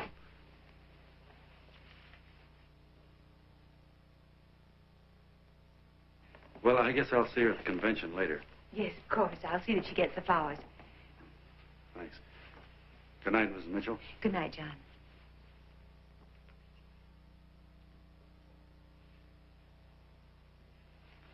Say, Miss Mitchell, I'm kind of glad Anne isn't here. See, I came over here hoping to see her alone, and kind of hoping I wouldn't, too, you know what I mean? There was something I wanted to talk to her about. But, well, it'll wait, I guess. Good night. Good night, John. Say, look, Mrs. Mitchell, have you ever been married? I'm sure you have. Gosh, that's pretty silly.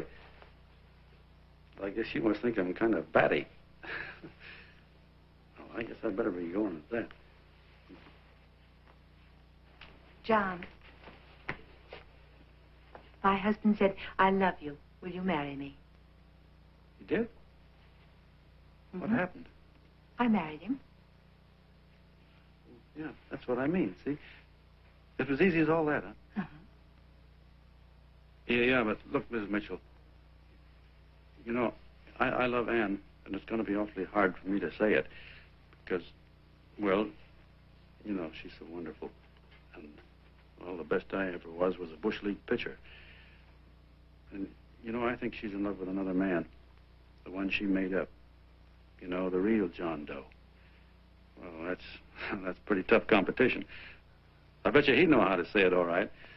Well, me, I get up to it and around it and in back of it, but I never get right to it. You know what I mean? So the only chance I've got is, well, if somebody could kind of give her a warning, sort of prepare her for the shock. You mean you'd like me to do it? Well, I was thinking that, yeah, you know, sort of break the ice. Of course I will, John. Thank you, Mrs. Mitchell. Yeah, you're okay.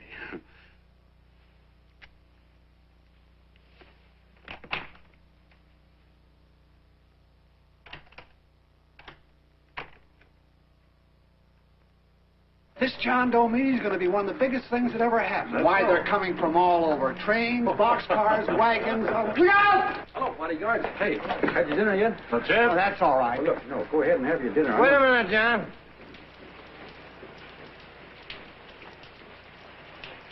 Hello, Mr. Connell. All right, John. John, I want to have a little talk with you.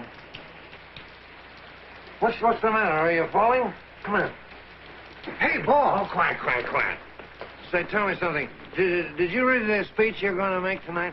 No, I never read the speeches before I make them. I get more of a kick out of it that way. It's just exactly what I thought. Beanie, go on down to the office, tell Pop to give you the speech. There's a copy on my desk. Gee whiz, boss, you know Mr. Norton told me not to leave him, not even for a minute. Go on. We'll be at Jim's bar up the street. You're a nice guy, John. I like you. You're gentle. I always like gentle people. Me, I'm hard.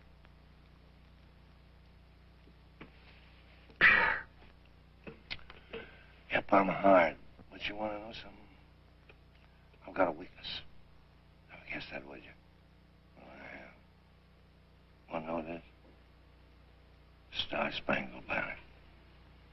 Screw you, huh? Well, maybe it is, but play the Star-Spangled Banner.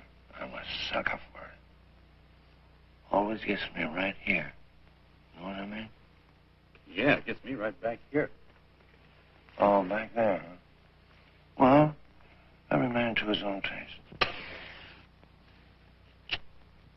You weren't old enough. You weren't old enough for the World War, were you, Jim? No, of course not. Oh, you must have been just kidding. I was just ripe and raring to go. You know what my old man did when I joined up? He joined up, too. Got to be a sergeant. And here's a kick for you. We were in the same outfit. Funny, huh?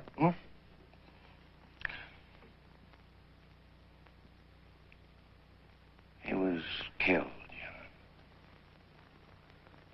I saw him get it. I was right there, and I saw it with my own eyes. Me, I came out without a scratch. That is, excepting my ulcers.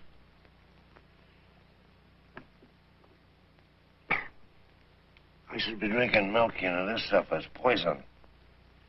Hey, Tubby. Yes, Mr. Connell? What do you say, huh? All right. Yep, I'm a sucker for this country. I'm a sucker for the Star-Spangled Banner, and I'm a sucker for this country. I like what we got here. I like it. A guy can say what he wants and do what he wants without having a bayonet shoved through his belly. And that's all right, isn't it? You betcha. Yeah. We don't want anybody coming around changing it, do we? No, sir. When I do, I get mad.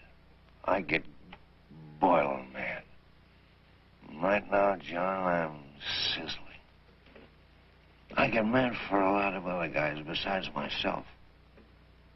I get mad for a guy named Washington, and a guy named Jefferson, and Lincoln. Lighthouses, John. Lighthouses in a foggy world. You know what I mean? Yeah, you bet. Listen, pal. This fifth column stuff is pretty rotten, isn't it? Yeah, it certainly is. And you'd feel like an awful sucker if you found yourself marching right in the middle of it, wouldn't you? You. Of course, you would have known it because you're gentle. But that's what you're doing.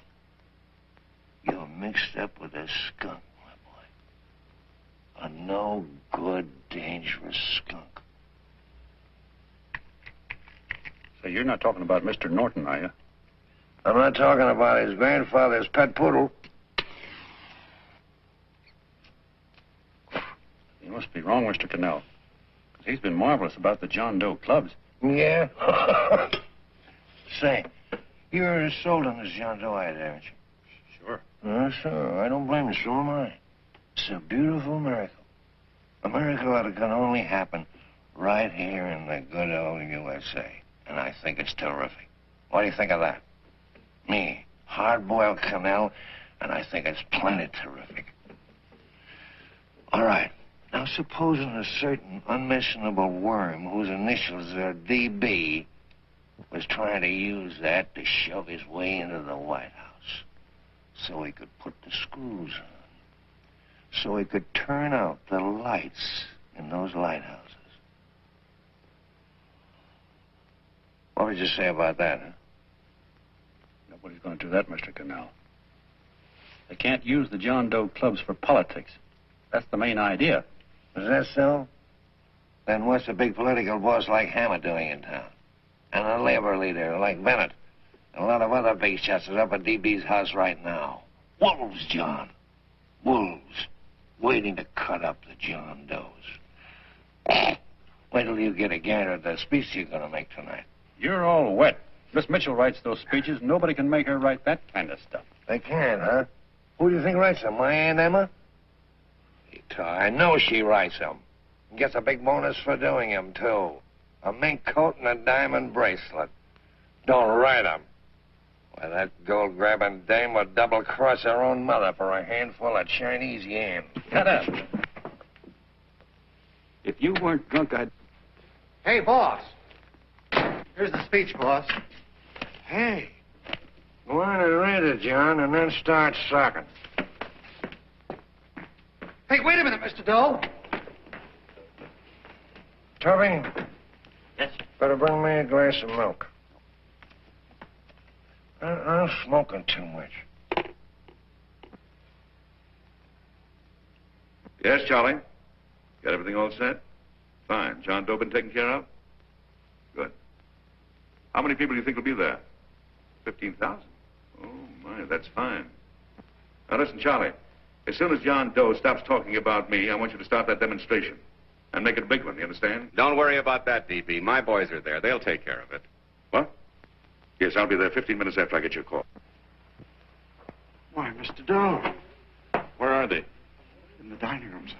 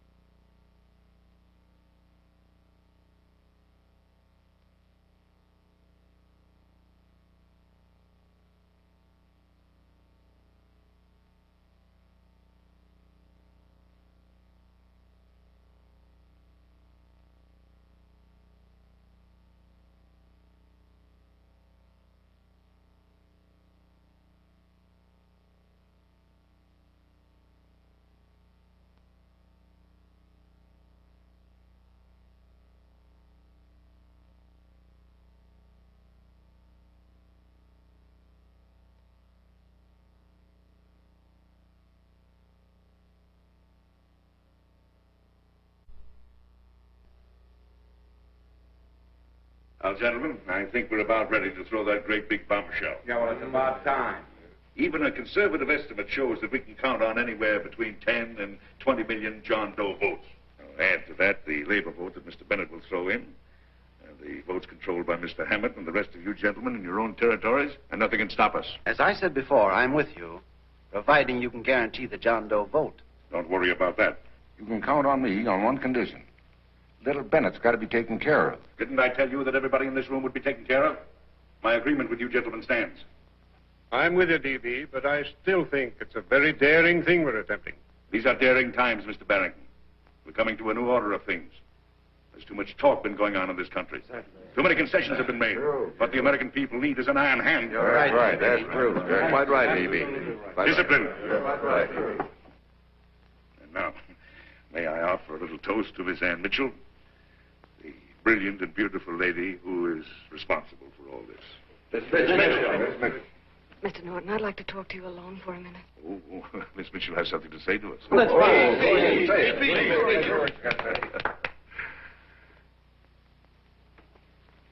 Hello.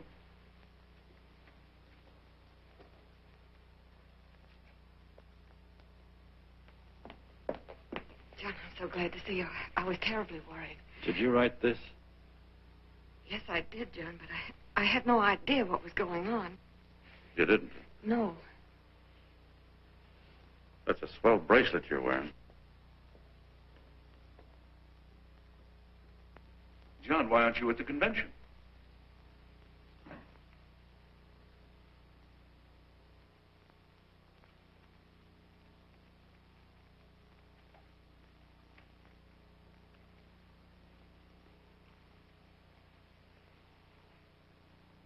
Is there anything wrong? No, nothing's wrong. Everything's fine. So there's going to be a new order of things, huh? Everybody's going to cut himself a nice fat slice of the John Does, eh? You forgot one detail, Mr. Big Shot. You forgot me, the prize stooge of the world. Why, if you or anybody else thinks he's going to use the John Doe clubs for his own rotten purpose, he's going to have to do it over my dead body. Well, hold on a minute, young man. Hold on. That's rather big talk. I started the John Doe clubs with my money. And I'll decide whether or not they're being properly used. No, you won't. You're through deciding anything. And what's more, I'm going down to that convention, and I'm going to tell those people exactly what you and all your fine feathered friends here are trying to cook up for them. And I'm going to say it in my own words this time. Stop it, You ruined us, D.B. Wait a minute, fella. My uncle wants to talk to you. Listen to me, my son. Before you lose your head completely, may I remind you that I picked you up out of the gutter and I can throw you right back there again? You've got a nerve accusing people of things. These gentlemen and I know what's best for the John Does of America, regardless of what tramps like you think. Get off that righteous horse of yours and come to your senses. You're the fake. We believe in what we're doing. You're the one that was paid the 30 pieces of silver. Have you forgotten that? Well, I haven't. You're a fake John Doe, and I can prove it. You're the big hero that's supposed to jump off tall buildings and things. Do you remember? What do you suppose your precious John Does will say when they find out that you never had any intention of doing it, that you were being paid to say so? You're lucky they didn't run you out of the country. With the newspapers and the radio stations that these gentlemen control, we can kill the John Doe movement deader than a doornail. We'll do it, too, the moment you step out of line. Now, if you still want to go to that convention and shoot your trap off, you go ahead and do it.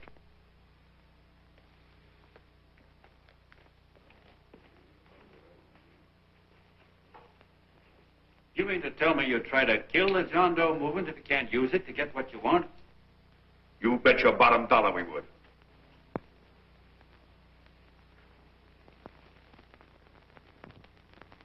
Well, that certainly is a new low. I guess I've seen everything now. You sit there back of your big cigars and think of deliberately killing an idea that's made millions of people a little bit happier. An idea that's brought thousands of them here from all over the country, by bus and by freight and jalopies and on foot, so they could pass on to each other their own simple little experiences. Why, look, I'm just a mug and I know it, but I'm beginning to understand a lot of things. Why, your type's as old as history. If you can't lay your dirty fingers on a decent idea and twist it and squeeze it and stuff it into your own pocket, you slap it down. Like dogs, if you can't eat something, you bury it. Why, this is the one worthwhile thing that's come along. People are finally finding out that the guy next door isn't a bad egg. That's simple, isn't it? And yet a thing like that's got a chance of spreading till it touches every last doggone human being in the world, and you talk about killing it. Why, when this fire dies down, what's going to be left? More misery, more hunger, and more hate. And what's to prevent that from starting all over again?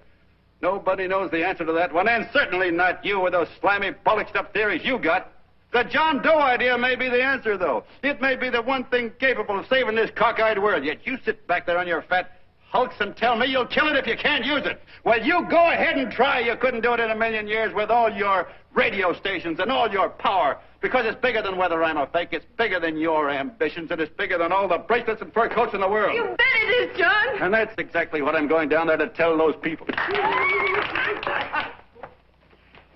A minute, you ungrateful rat. My uncle's been too good. Getting away. Give me the bullet. John!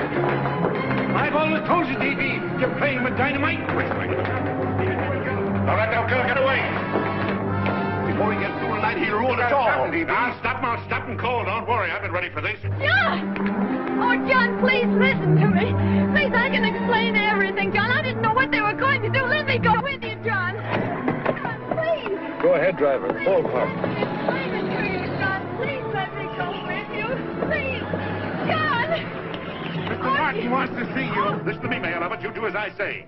I want them both arrested. You tell the police department to pick up Connell. I've got the girl here. I've got the bullet. I don't care what you charge him with. If you're worried, let him go in the morning, but keep him in jail overnight. Hello, Bulletin. Put that wire on.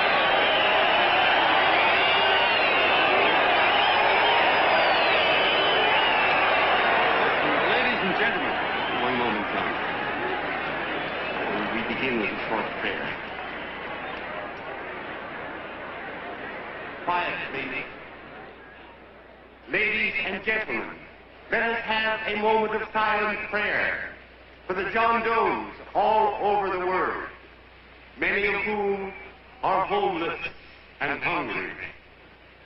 Rise, please. Everybody rise.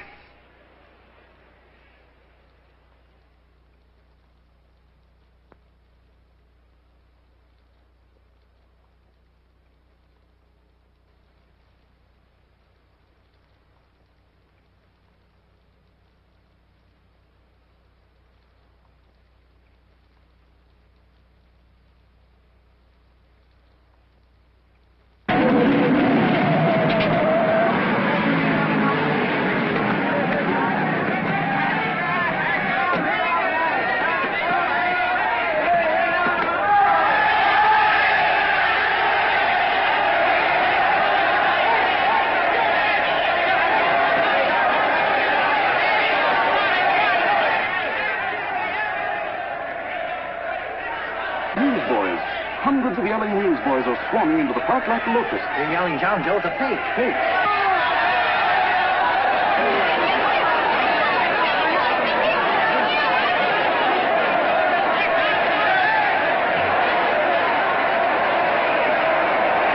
General investigation urged by Chamber of Commerce. How could he be a fake, Kevin? There must be some kind of a gag.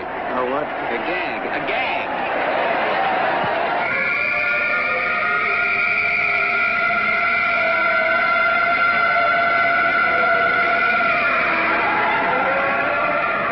Come on, step on it. Step on it. You all know your places now, so let's get going. Wait for the signal. Hey, miss, will you autograph my balloon? Sure.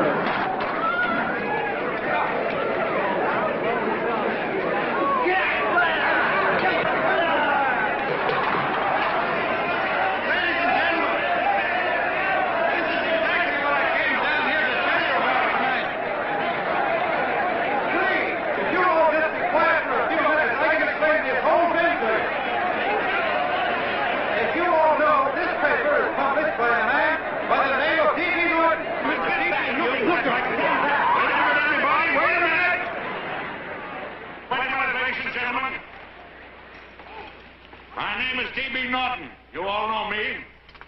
I accuse this man of being a faker. We've been taken for a lot of suckers, and I'm the biggest of the lot. I spend a fortune backing this man in what I believe to be a sincere and worthy cause, just as you all did. And now I find out it's nothing but a cheap racket cooked up by him and two of my employees for the sole purpose of collecting dues from John Does all over the country. That's a lie. It's not a lie. Nickels and dimes to stuff into their own pockets. You can read all about it in the newspapers there. That's a lie. Listen, Captain, Jim, show don't me. believe what... This man had no intention of jumping off the top of a building. He was paid to say so. Do you deny that? That's got nothing to do with it. Were you paid for it, or weren't you? Yes, I was paid, but there And what about the suicide note? You didn't write that either. What difference Did you write it or didn't you?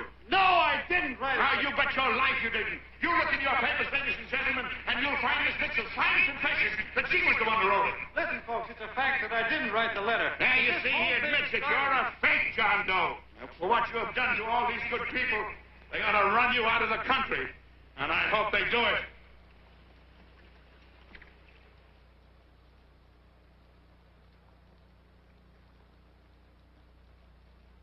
Speak up, John. We believe you. Please, listen, folks. Now that he's through shooting over his face, I've got a couple of things to tell you about. Come on, the rest of you get in here and riot. Break this crowd up. Come on. I'm sorry, folks, but we can't hear him anymore. Something's gone wrong with the loudspeakers. John Doe's a fake! Boo! They can't hear me. This thing's not working. Ladies and gentlemen.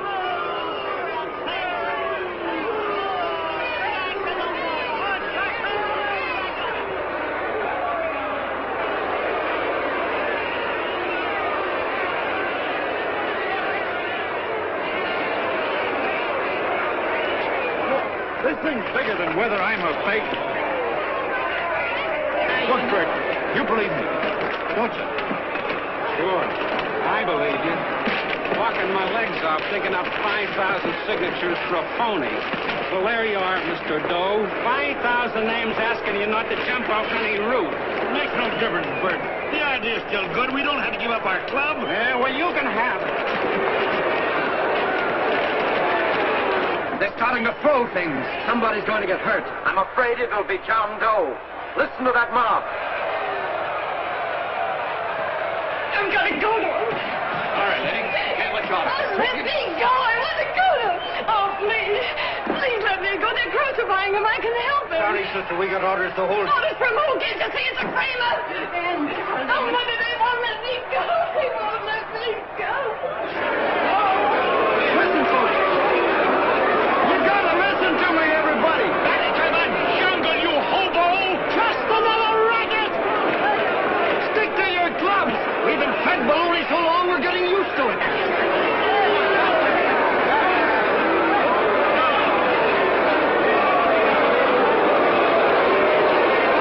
The idea is still good. Believe me,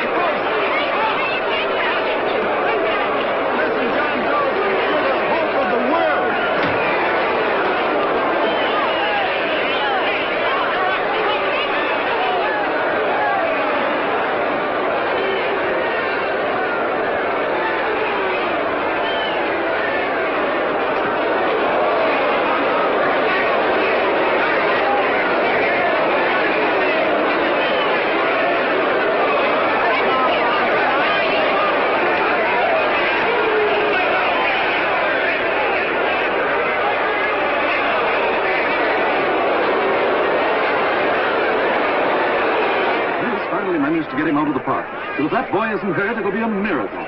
Ladies and gentlemen, this certainly looks like the end of the John Doe movement. Well, boys, you can chalk up another one to the Pontius Pilates.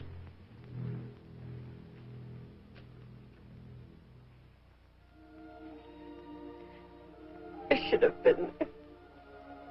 I could have helped him. He was so all alone. Thought I was going to be mighty ashamed of ourselves after tonight. Certainly didn't give that man much of a chance.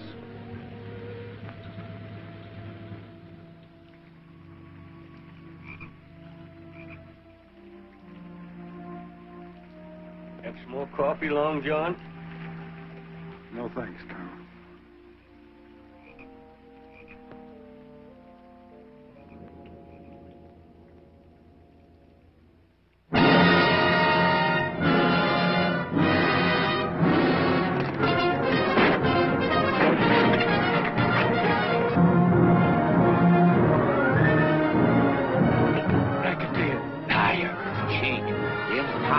Why don't you jump? Christmas Eve at midnight. Bye, Mr. Doe. You're a wonderful man. And God bless you, my boy. I'll get in there and catch you.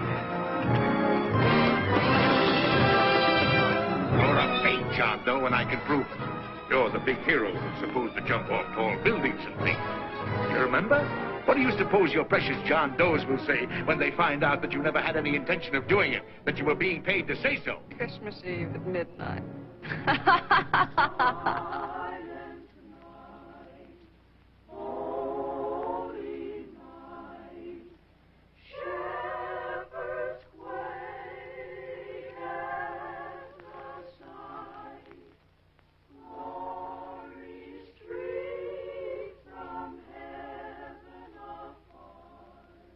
Merry Christmas, son.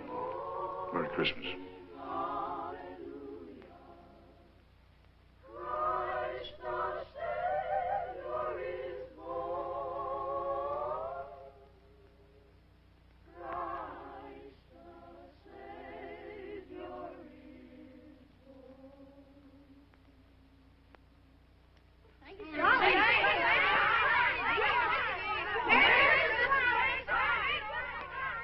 Who? John Doe. Is that screwball still around? Dame's been calling all day. Sure, I know. Yeah, at midnight, huh? Okay, lady. We'll have the place surrounded with nets. They're laughing at me.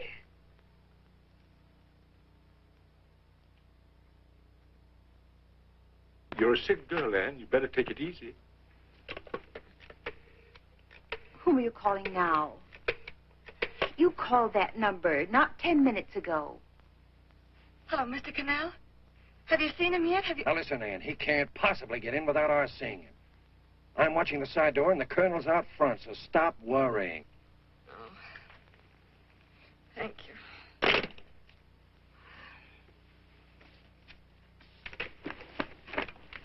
But, Anne... Anne, don't be foolish. If this isn't the craziest, the battiest, the looniest wild goose chase I ever heard of. shut up, Bert. Sourpuss is right. Yeah, well, if he is, I'm a banana split. That man is going to be on that roof. Don't ask me how I know. I just know, and you know it as well as I do. Sure. I'd like to believe in fairy tales, but a guy that's a fake isn't going to jump off any roof. I don't think he was any fake, not with that face. And anyway, what he stood for wasn't a fake. Okay, honey, okay.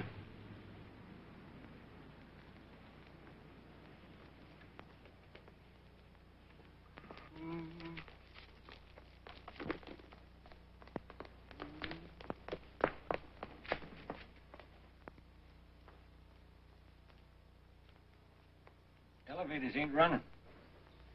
You shouldn't have got out of bed, miss. Has he been here? No. Have you seen him? I ain't seen him for a week. Where's Connell? He's watching near the door. Oh, you're swell. Oh. No sense in going up there. I've been here for hours. He ain't here. Let me go, will you? Now, that's crazy. It's 14 floors.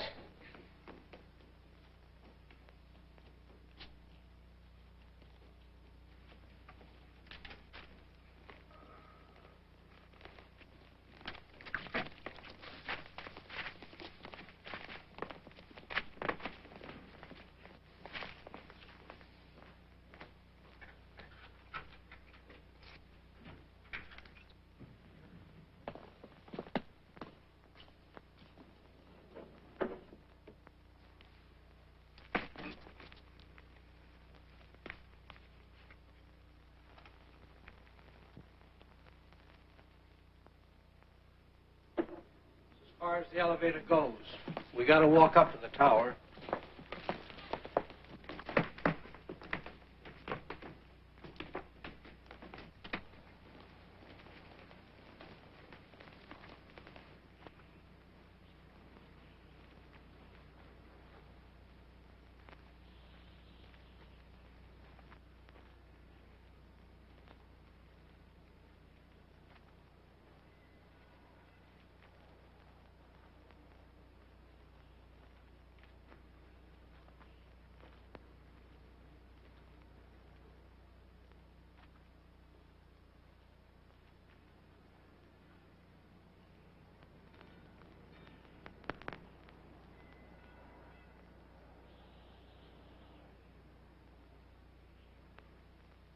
That tramp was probably full of Christmas cheer and asleep in some flop house. Let's go. I've got to decorate my tree.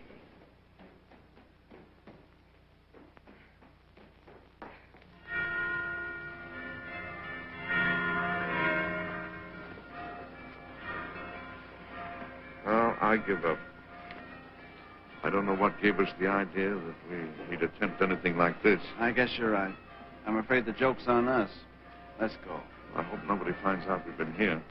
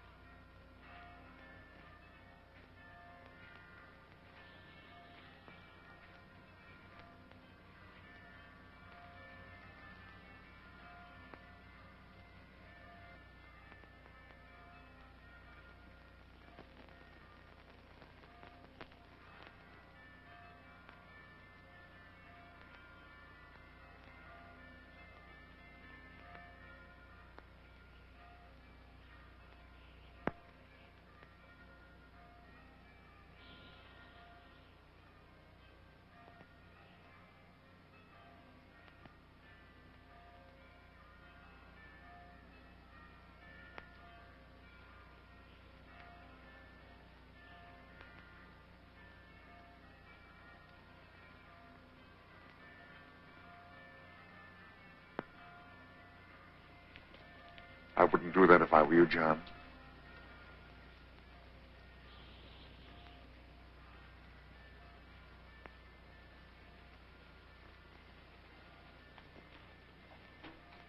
It'll do you no good. The mayor has policemen downstairs with instructions to remove all marks of identification you may have on your person. You'll be buried in Potter's Field, and you will have accomplished nothing.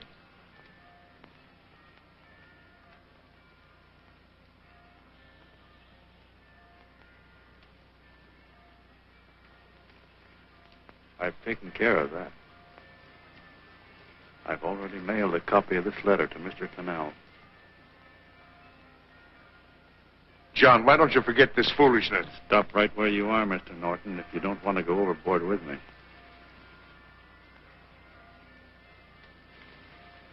I'm glad you gentlemen are here. You killed the John Doe movement, all right. But you're going to see it born all over again.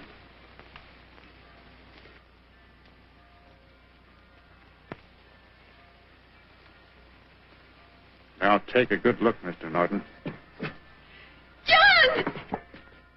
John! Oh, John, no, I won't let you. I love you, darling. Oh, please. Please don't give up. We'll start all over again. Just you and I. It isn't too late. The John Doe movement isn't dead yet. You see, John, it isn't dead or they wouldn't be here. It's alive in them. They kept it alive by being afraid of. That's why they came up here. Oh, darling. Sure, it should have been killed. It was dishonest. Oh, we can start clean now. Just you and I. It'll grow, John, and it'll grow big because it'll be honest this time. Oh, John, if it's worth dying for, it's worth living for. Oh, please, John. Oh. Oh, please, please, God, help me. John, look at me. You want to be honest, don't you? Well, you don't have to die to keep the John Doe idea alive. Someone already died for that once. The first John Doe. And he's kept that idea alive for nearly 2,000 years. It was he who kept it alive in them. And he'll go on keeping it alive forever and always. For every John Doe movement these men kill, a new one will be born. That's why those bells are ringing, John. They're calling to us. Not to give up, but to keep on fighting, to keep on pitching. Oh, don't you see, darling? This is no time to give up. You and I, John, we... Oh, no. No, John. If you die, I want to die, too. Oh, I love you. Oh, John.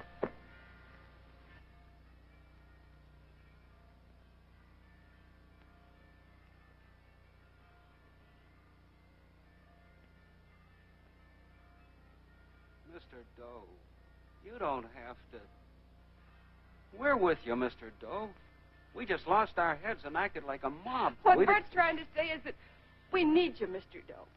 There were a lot of us that didn't believe what that man said. We were going to start up our John Doe Club again, whether we saw you or not, weren't we, Bert? And there were a lot of others that were going to do the same thing. Well, Mr. Sarpus even got a letter from his cousin in Toledo. I got it right here, Mr. Doe. Only it'd be a lot easier with you. Please. Please come with us, Mr. Doe.